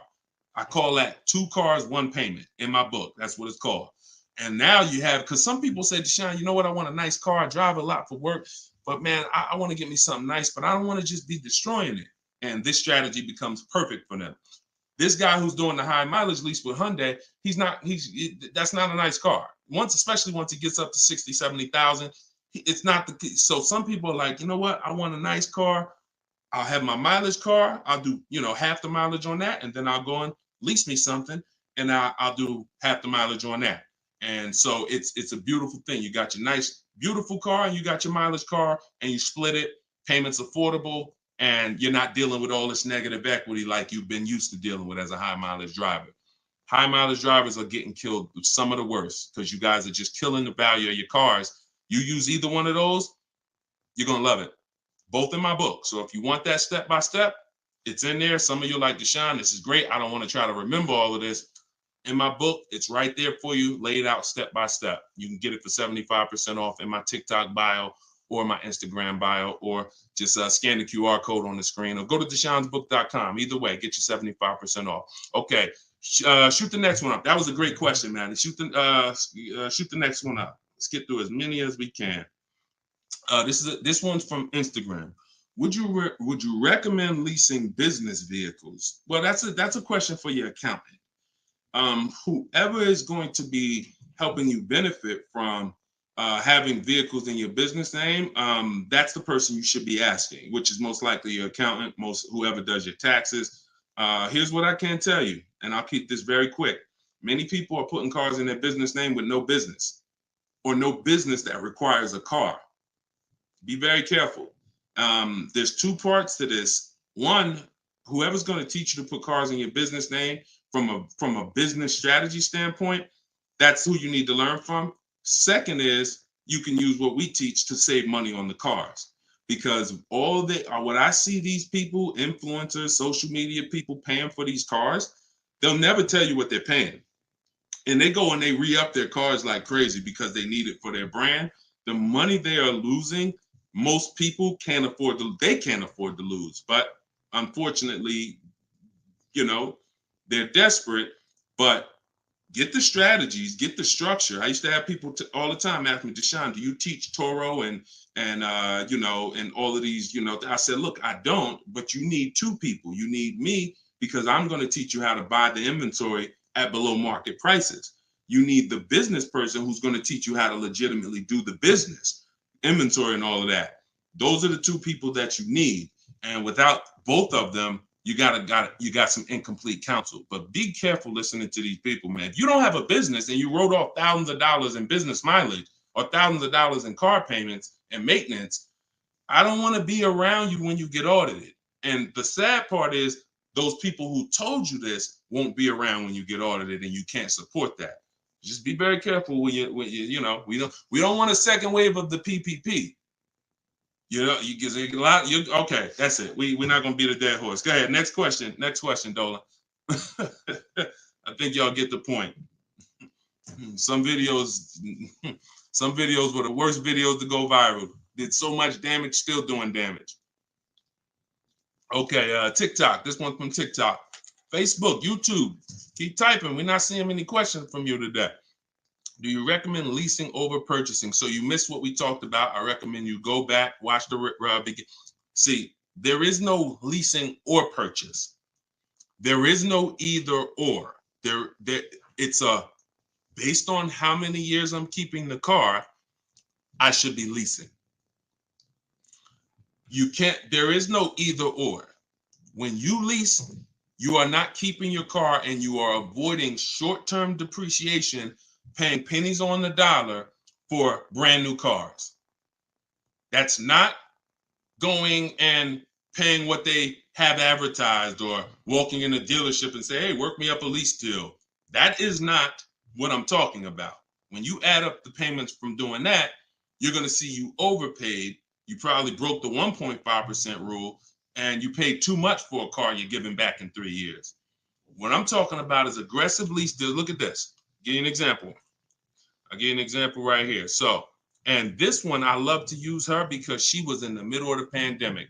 Middle of the pandemic, people were out here buying Kia Tellurides for just $5,000, $10,000 over sticker. Bonita got hers in 2020.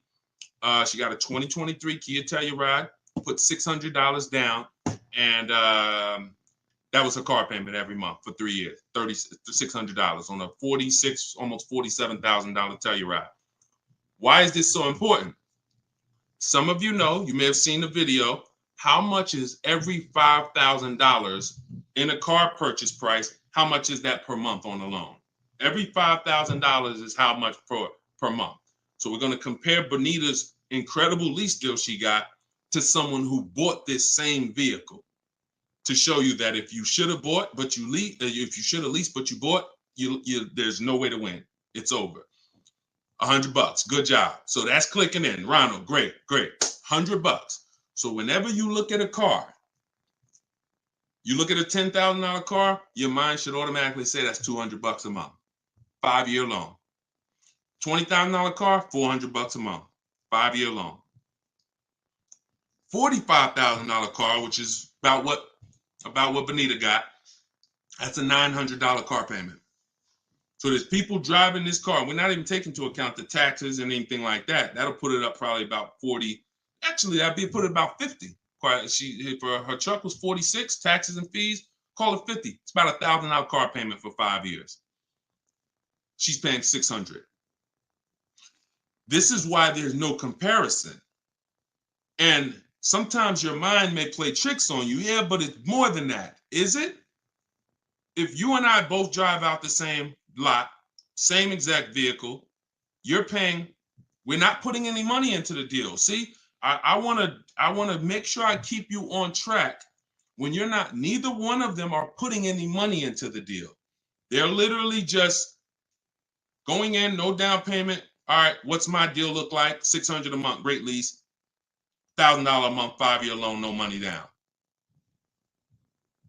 So when we leave it the same, if I'm paying $1,000 and you're paying $600, is there any question of whether you're winning right now financially? Same vehicle. So as we drive, the only way you can eventually win, or I could eventually win if I bought, yeah, I'm paying $1,000, but I'm going to keep this vehicle long enough so in 10 years my Telluride is going to maybe worth $9,000. I kept it 10 years. It's worth $9,000 out there, but it's not losing value anymore. It's been in my household and I was able to outlive the depreciation. So now I win. Doesn't mean you lose. See, it's not like, oh, well, you lost, you should have bought. No, Bonita knows I'm not keeping 10 years. I'm not keeping 8 years. That's not my goal. Therefore, I'm going to shop for great lease deals and I'm going to pay pennies on the dollar compared to people buying. And that's my win. So there is no should I buy or should I lease? Do you recommend leasing over purchasing? I recommend leasing when you should be leasing, which means you're not keeping your car 8 years. I recommend buying when you should be buying, meaning you're keeping your cars 8 years. You're going to outlive depreciation, pay it off, and have a car that is not losing value in your driveway in 8, 9, 10 years. That's when both people win. And if you're stuck in the middle, then what I recommend is you get out of stuck in the middle because you're losing tons of money. Get out of being stuck. Buying leases out, buying loans, straighten them in. Get to one, choose a side. I put 2 good sides in front of you. Choose a side. All right? Good question, though. Go ahead, Dolan, cue the next one up. This was good, man. Wait, let me make sure. I'm trying to make sure I'm sharing all of this. Shout out to the sharers. Everybody getting value out of this? Type $ if you're getting value out of the show. This is what we do. All right, go ahead, shoot it up. All right, a lot of questions from TikTok today. YouTube, y'all, come on, type the question. All right, good to see you, Melody. I see. All right, when is it a good time to buy a car? Sashi, there's no good time. There's no bad time. Dealers have to make deals. See, I want you to not believe the marketing. What I want you to also do is I want you to pay attention when we do these shows. Pay attention to I don't want you shopping in an emergency situation unless it's an emergency. What does that mean? If your car was totaled, stolen, then it's an emergency. You got a couple days, no problem. You can use what's in my book. You can get bids. As long as you get multiple offers, you won't overpay. If you have your back against the wall, that's going to happen every now and then.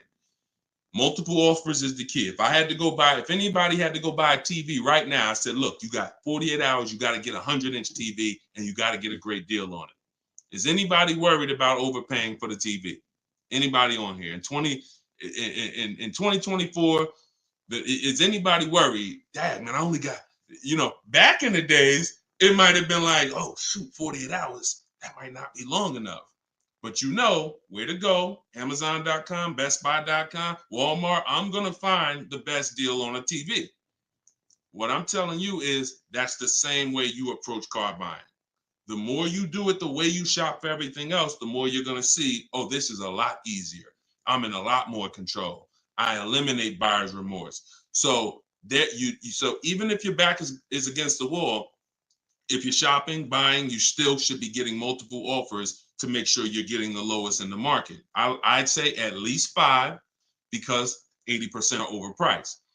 Now, if you have time, then what you should be is in the market early. I teach something called 2 dates. The as soon as date, no later than date. As soon as date means soon as you can make a deal. Don't look at offers until you can make a deal.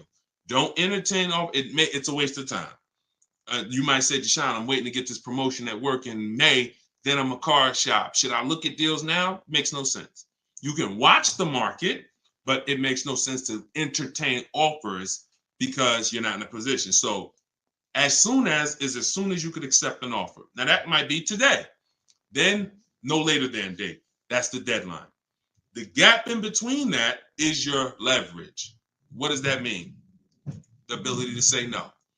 See, you're about to start shopping in a way where you can say no, and the people that are walking into dealerships usually have put themselves in a position where they can't say no.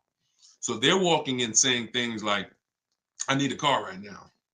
My lease is up. If your lease is up, call, get a free extension. You shouldn't be shopping with your back against the wall. They're walking in saying things like, man, nobody has cars. That's because one dealer they walked in didn't have cars. Maybe they went to a second one, didn't have the color they want, and they're like, man, nobody has cars. They're broadcasting that energy, which is actually that's going to cost you. When car salesmen take it from me, I was in there every day of my life for 14 years. Not every day, we had days off, but when you say things, we're trained to hear them. No one has cars. That means the price just went up. If I have a car, you're going to pay more for it. This is what the 80%, this is how the 80% think. It's a mind game. So you don't want to be there. You want to be at home. And when you have the ability to say no, now here's what you do. You reach out to dealers for your offers and you're telling them, hey, I can make a deal right now. This is what I'm looking for. But I don't need a car until July 3rd.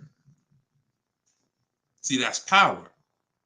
That means, hey, if I got a car coming next month, I can talk to this person about it.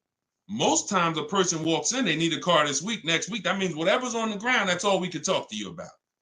But when a person has been proactive in shopping, which is what I want you to do, which is what I'm going to teach you to do, it's all in my book, and it's everything you'll hear me talk about, is when you have the luxury of time, it benefits us.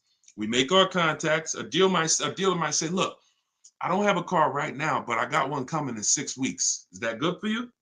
Yeah, give me an offer. Absolutely. Now, we don't talk. So I'm telling you, you could do it your way, which is call. I always say, ask for sales managers if you're trying to get offers online. If you're trying to get offers from home, we need at least 5. If you're going to do it my way, if you're going to get deals like Danielle and like the people you see me broadcasting the show, you get it at least 5. Sometimes we get 10. I think somebody we showed the other day had 10 offers. So the point is, if you have the luxury of time, you want to use it. Don't be sitting here saying, man, I really can make a deal now or 3 months, but no one knows that. And then you wait until you only need to make a deal in a month. Now you start contacting dealers. You've given away some of your leverage. And if you're shopping for a used car, you can watch the market.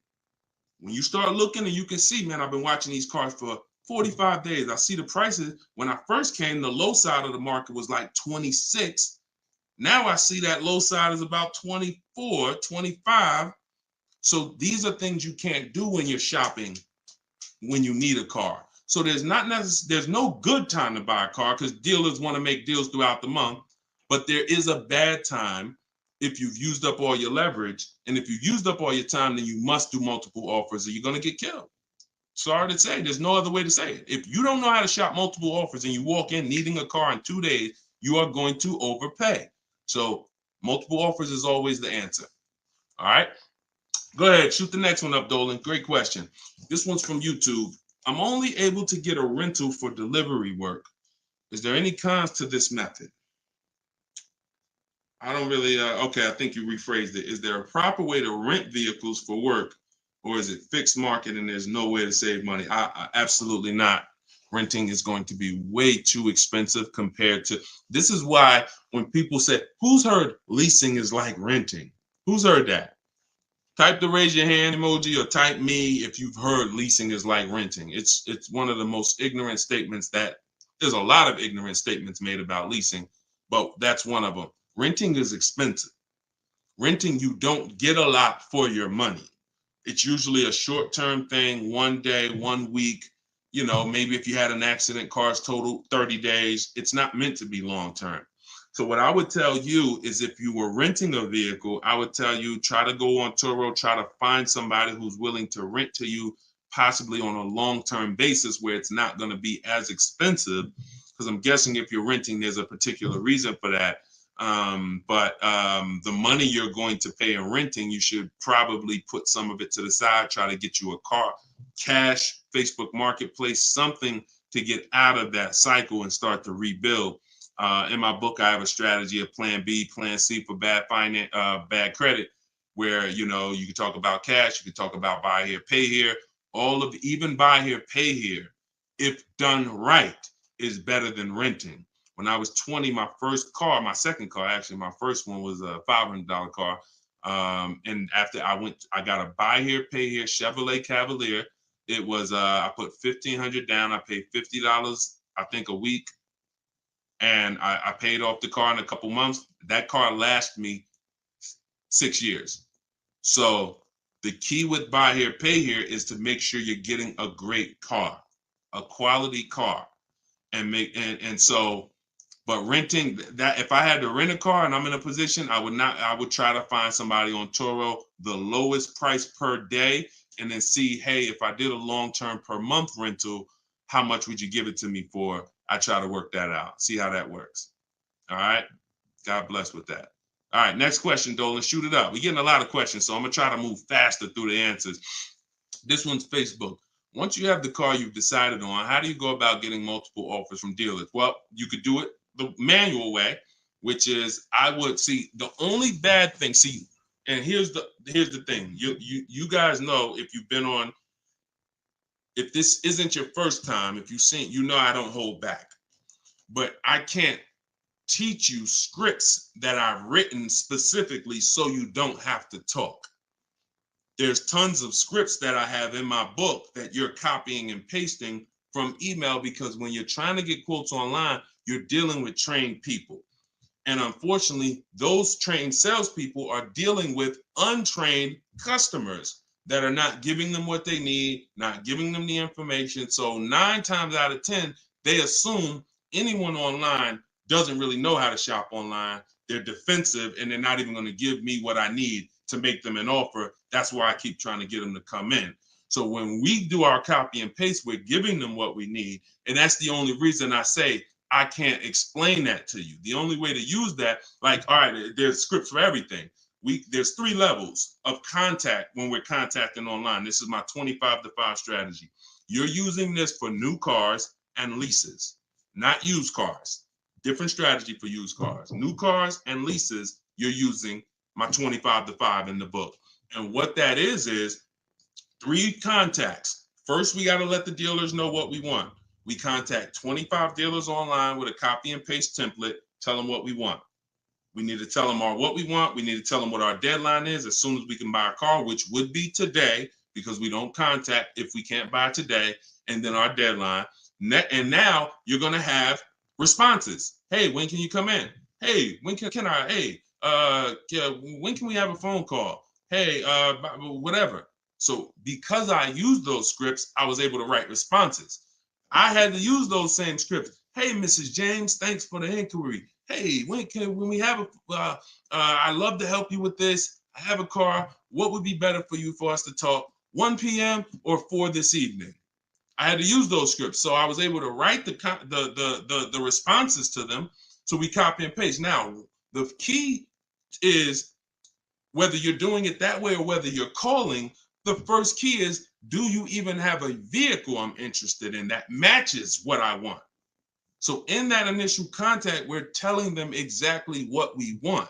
Color choices. Hey, I'm open to black, blue, gray. I'm open to a sport model or a touring model. I'm open to this. Like, this is what I like. You have to tell them that, or there's no way for them to search the inventory and get you and even see if there's a match here.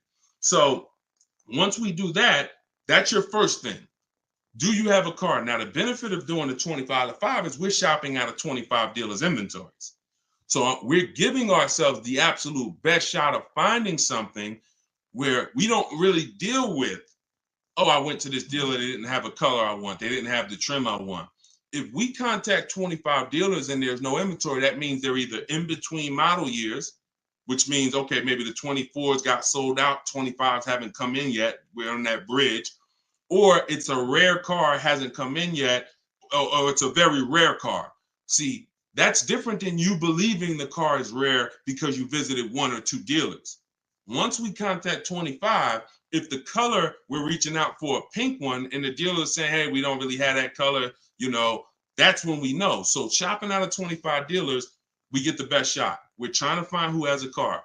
Second thing we're going to do now is we need to send a quote request.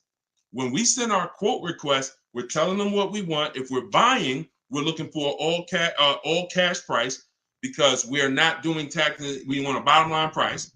And we're getting that from at least 5 to 7 dealers. Because when you shop correctly, remember this, when you truly have shopped multiple offers correctly, you're going to see at least a $3,000 to $5,000 difference from your lowest offer to your best offer. I've been working with people around the country. We're 2 million followers. We have 1,700 people we've worked with personally since 2021. That is the consensus. 3,000 to 5,000 bare minimum. And in fact, some of you who are looking for higher price cars, you look at somebody like Kimberly. Kimberly used multiple offers. Her Maserati she was shopping for, she picked it up a little while ago, $86,961 vehicle. They offered it to her for $66,261. Deshone, that sounds crazy. She saved 20 grand. Actually, 20,700 on that offer. So now you never can pick. You don't know where the bottom is. She didn't go in saying, if I can't save 20 grand, I'm not getting it. That's not how we go in. We go in, we do multiple offers, and we let the bottom reveal itself. We don't choose the bottom. All right. So once we do that, we're getting our quotes, and there's going to be a lot of people who try to stop that. Hey, we only do business in person. When can you come in? So you need scripts to respond to all that if you're going to do it fast and shop like we shop, 60 minutes, 90 minutes. But if you're going to do it manually, then you can call sales. You can ask for sales managers and try to get them that way. But do not make a decision before you see at least 5 offers. 5 to 7 offers. Nobody who's listening to me will ever buy a car without seeing 5 to 7 offers, new cars and leases. Never. Too much money at stake. All right. So that's how we do it, Damon. That's the intro. And that's the only reason why I can't go deep on my 25 to 5, because it's totally internet based. We do it 60 minutes. So everyone who's like, Deshone, I want to use that. It's in my new digital book, Car Shopping for People That Hate Car Shopping. You can download it in my TikTok bio. You get it for 75% off as part of our launch. And it'll be in your inbox in 5 minutes. Same thing with Instagram. Go to my Instagram bio. You got 30 minutes before it goes back up to $97. Get your 75% off. And I'll post a link. Cue the next question up, Dolan. I'll post a link again for you guys here on YouTube and Facebook. Here's the emergency link. All right. This one's from Facebook. We got another question from Facebook. Hey, I'm in the USA, originally from Canada, and no credit in the USA as yet. Should I buy a used car with cash or a new one? What I'm afraid they'll give me a high rate. What do you think best option? Hey, if you got the ability to buy a used car cash, that's what I do. I'd get a great car, spend as little as possible on it, Facebook Marketplace, because I'm not looking, if I can, to go into a high interest loan when I can get me a car and then I can build my credit. I want you to follow Haley, somebody named Shonda Martin. Her brand is called Road to 750 Plus. She's very similar to me in that she does these Q&As all the time. She's live. She's a genius. She's clearly studied for many, many years to understand. And even me using her thing, her strategies, I've added at least 80 points to my credit just from things I didn't even know. Like, and the real person who's an expert is going to show you where the blind spots are, things you didn't know. And that's what Shonda is. Some of you may follow her. She's amazing. Yeah, Cavante said, yeah, she's amazing. She is. So follow her. But yeah, I would be looking to get something inexpensive, point A to point B, little as possible. Make sure you find wherever you live, ask around who's the best mechanic in town. Ask like who does everybody know in town that, you know, fixes cars, just a good guy, good woman. And you find them and you say, look, I'm about to go pick up a car. I'm gonna buy it privately. Well, can I pay you, you know, $100 to inspect it for me? Get yourself an inexpensive car, and that'll give you the ability to be on the road. At the same time, you have the ability to have the time to invest in your credit. So when you're ready to make a power move where credit's concerned with a car, be it leasing, financing, you're good. All right. But if you go buy a car overpriced interest rate, it could really set you back. It can really set you back. It's happened to too many people. Great question. Cue the next one up, Dolan. Great questions today. YouTube, should I buy a car cash or do I get a loan? It's a great question here. A lot of great questions. This is a matter of, look, nothing that I teach is really one size fits all. That's been the problem. 8-year rule, absolutely. If you're not keeping 8 years, that is one size fits all. That's why it's called a rule. You should be leasing if you're not keeping your cars 8 years. If you're buying, you should be keeping them more than 8 years. But when it comes to the cash or loan, here's what I've experienced. And the people who pay cash or don't pay cash, this is kind of what weighs it for them. What are they doing with, what are you doing with your money? Is your money making you money? If your money is making you money, I would have people come in the dealership, clearly had the ability to pay cash, because I would ask them, you know, so how are you paying for the car? And they say, you know, I'm thinking about, you know, writing a check for it, but I'm, you know, what are the rates? And if we had a special interest rate from the bank, like 0% or 0.99%, 1.99, 2.99 even, they'd usually take the bank's money so that their money could keep making money for them. So if that's you, and the rates are low, that's why whenever we shop for a car, you always want to check, are there any special interest rates? That's the first thing. I teach something called the bank bidding war. It's not just dealers that bid for our business. It's banks and credit unions too. So in the bank bidding war, there's 3 rounds. The first round, though, is checking if there's any special interest rates, because if there is 0.99 or 1.99, no one's beating that. Therefore, the rest of the rounds are non-applicable. So if you can use the money cheap, that's when you use the money and you let your money keep working. Now, another person, a different person, Deshone, I'm not really investing my money. You know what? I just kind of like to keep things to a minimum. I got my cash over here. Okay, then. I would still, if the money was cheap, consider it, because we could be coming into days where cash on hand becomes a little bit more important. But it's really about the cost of the money. If rates are high, 6, 7, 8%, 9%, 10%, then you want to put as much down on these cars as possible. If you're buying them, you want to put, you want to pay them off if you can, because the money is expensive. So it really depends on the cost of money.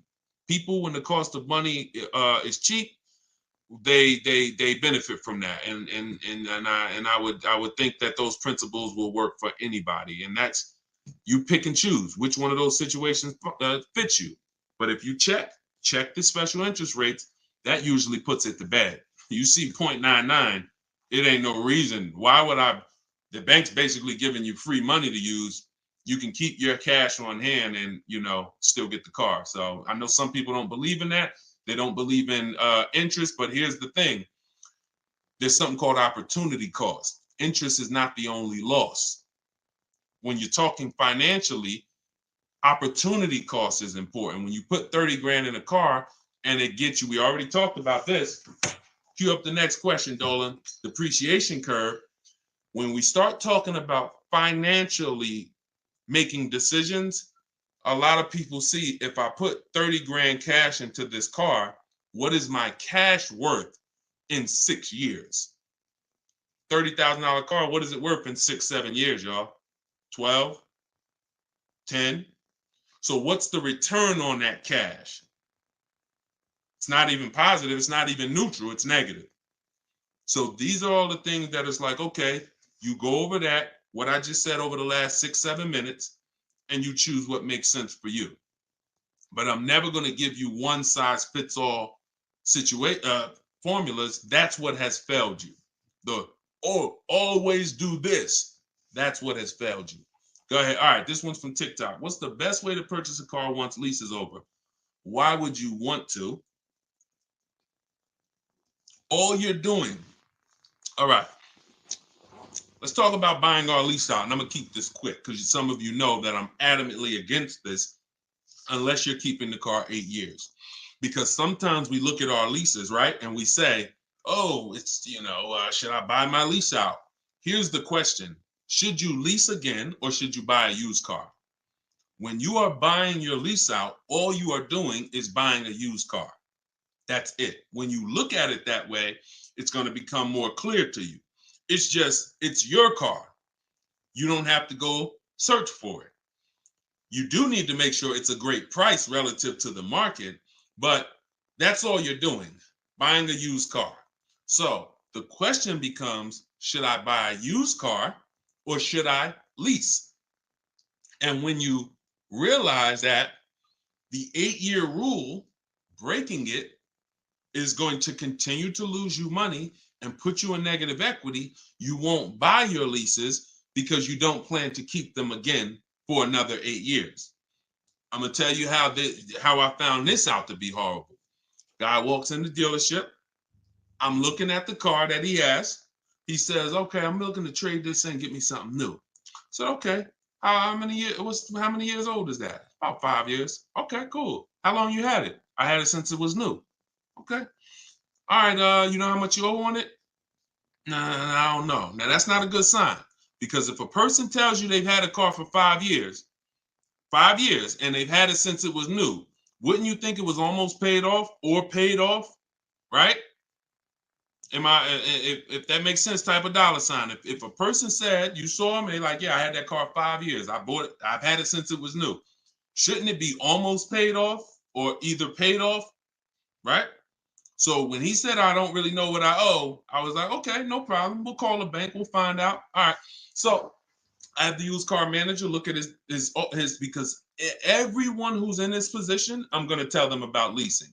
So I'm looking forward to that, because once I tell them about leasing and I show them the numbers and like, hey, you keep trading these cars, look how much you're going to save. And some people will come in and their car was paid off. And I'm like, good thing is whatever that car is worth, you're going to get all that back. You're not putting it into your deal and using most of it as a down payment. So I've literally changed people from financing or buying to a lease, giving them a check back for their whole car that they was coming to use as a trade, and they get a check for $12,000, and then they leave with a lease with no money down or little down, and they're like, yo, this is great. So I'm thinking I'm about to lay this out for him. And so used car manager goes, looks at his car, may say like, okay, I think the car's probably worth about 18. Okay, perfect. So let me call the bank, find out what he owes. Hey, how are you? I'm calling for Mr. Johnson here. Yeah, he's interested in replacing his car. We need his payoff. Okay, the payoff is 18,000. Wait a minute. How the heck is the payoff 18,000? Hey, Mr. Johnson, they're saying you still owe 18,000. Dang, it's that much? Yeah, I didn't know it was that much. Wait, I thought you said you had the car since it was new. Yeah, I did. You know what happened?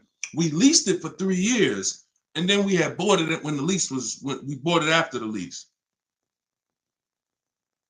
That's how I learned how bad this was. So I'm like, okay, because when you buy your car off lease, most people, you're going to need a 6-year loan to have a similar payment. So if your payment was $400 and you buy the lease, you're typically going to need a 6-year loan to have around the same payment, right? So picture this, 3 years to lease it, then you get a 6-year loan. 6 plus 9 is what? 6 plus 3 is 9. Anybody on here signing up for a 9-year loan on a car?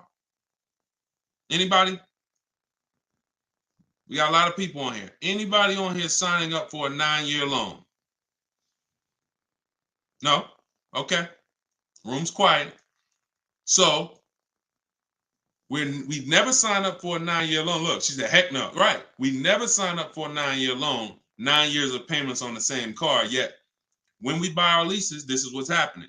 So you look and say, all right, you bought your lease, you put 6-year loan, so you leased it for 3, then you paid it for another 2, that's 5. Now you're tired of it. Yo, man, I've been in this car, let me go trade it.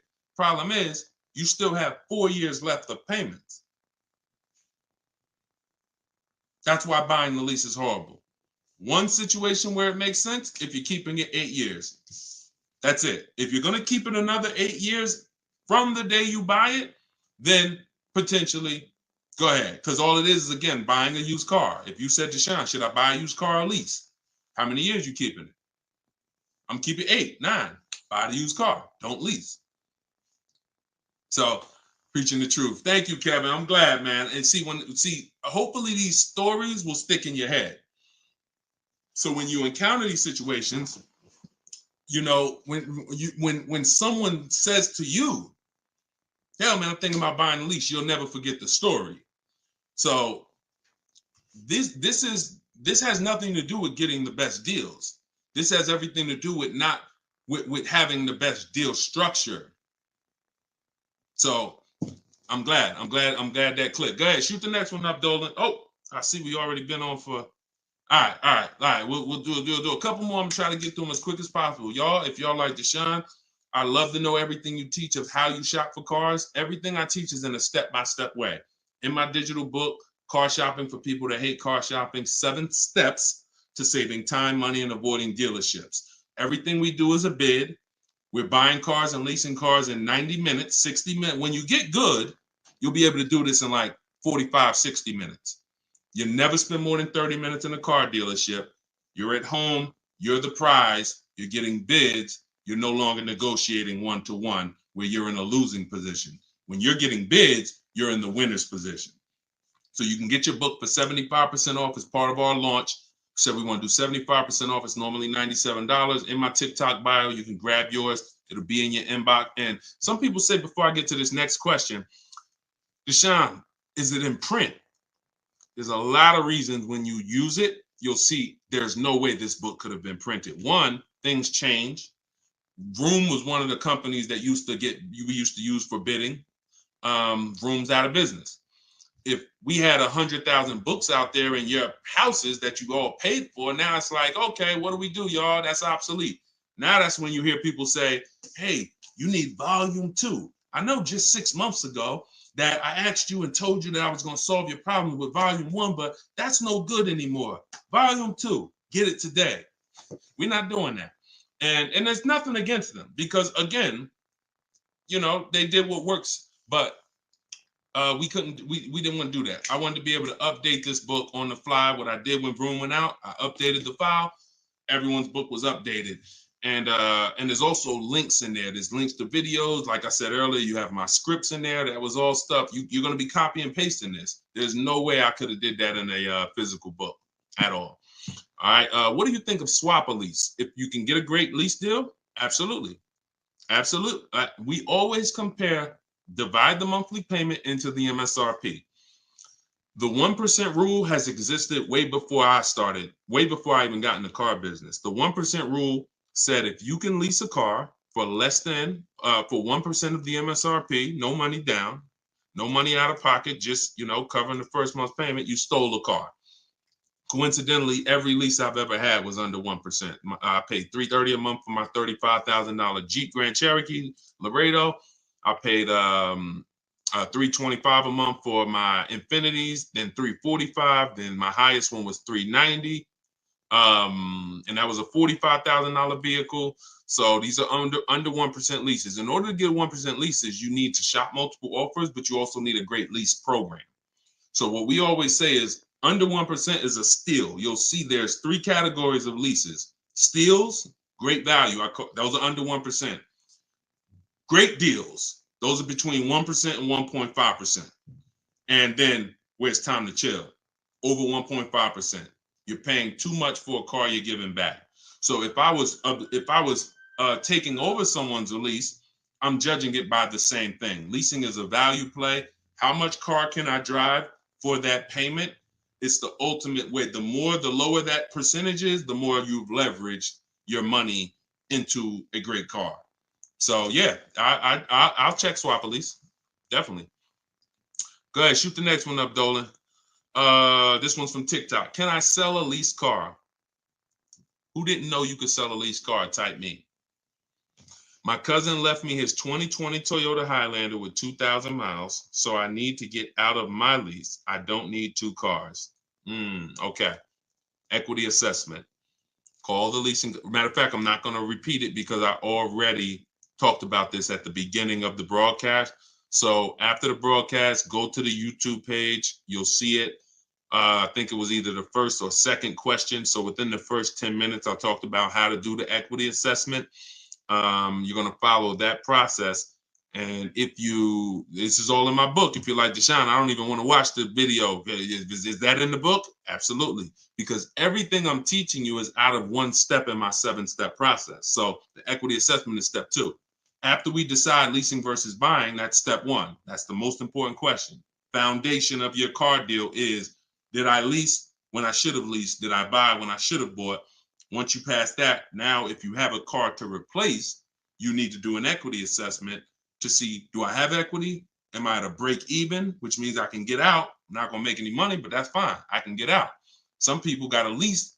I could get out the lease early. You technically can't do that because you're breaking a contract, but if you can sell out and break even, then you can get out early. Or do I have a negative position in which case I can't get out early? In the case of a negative, if you have a negative position on a lease, you can't get out early without penalty, without those payments. But if you're a negative equity on a finance, then that's different. There's no negative equity in a lease. I know we kind of use these terms interchangeably. Negative equity is only with a finance because you have to pay the money. With a lease, if what I get offers for, if it's below my payoff, then I just stay in the car until the end. I don't have negative equity. So you do the equity assessment, and hopefully you can break even. And the good thing about Toyota, if they haven't changed it, and I remember right, they don't have a third-party restriction.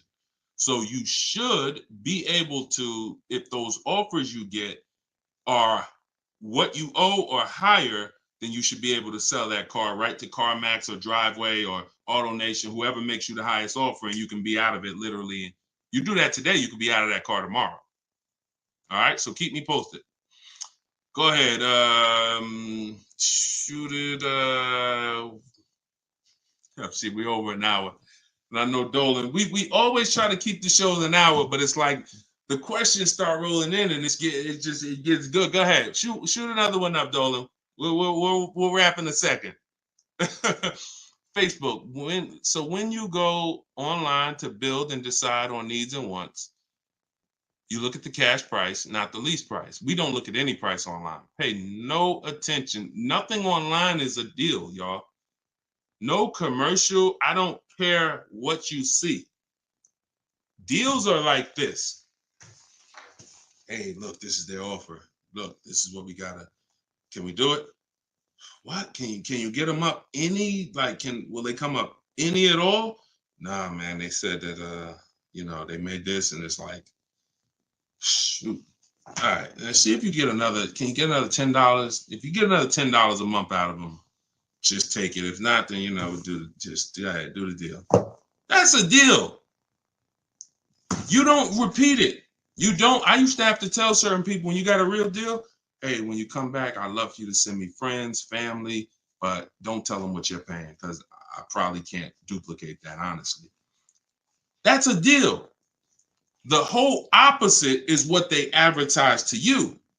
Deals are not advertised. Deals are when the dealer makes little to no money. Little to no money. That's a below market deal. If they're putting something on a commercial, that means the dealer doesn't mind if 80 people come in and get that offer this month. You have the money down? Yeah, I want to pay the $460 a month. Okay. You have the money down? Yeah, it was $3,400, right? Okay. What about the taxes and fees? Because that's small print. All right, how much is that? That'll put you probably about another $3,200. And then I could be at that payment from the commercial? Yeah, definitely. Okay, let's do it. That's not a deal. That's not nothing special. We didn't mind making that. Come on, if that's what you want. So if you want deals, you got to understand. Don't look at commercials. Don't look on the internet. Oh, this deal is advertising this. Deals are not advertised. Let that set. All this marketing that has worked on, come at the end of the month. Imagine being in a business where your customers were trained to come at the end of the month. Imagine if you had a pizza shop, a car wash, and that happened. You knew that the industry was so good at marketing that you knew the last 3 days of the month, your car wash is going to have lines around the corner. That's marketing.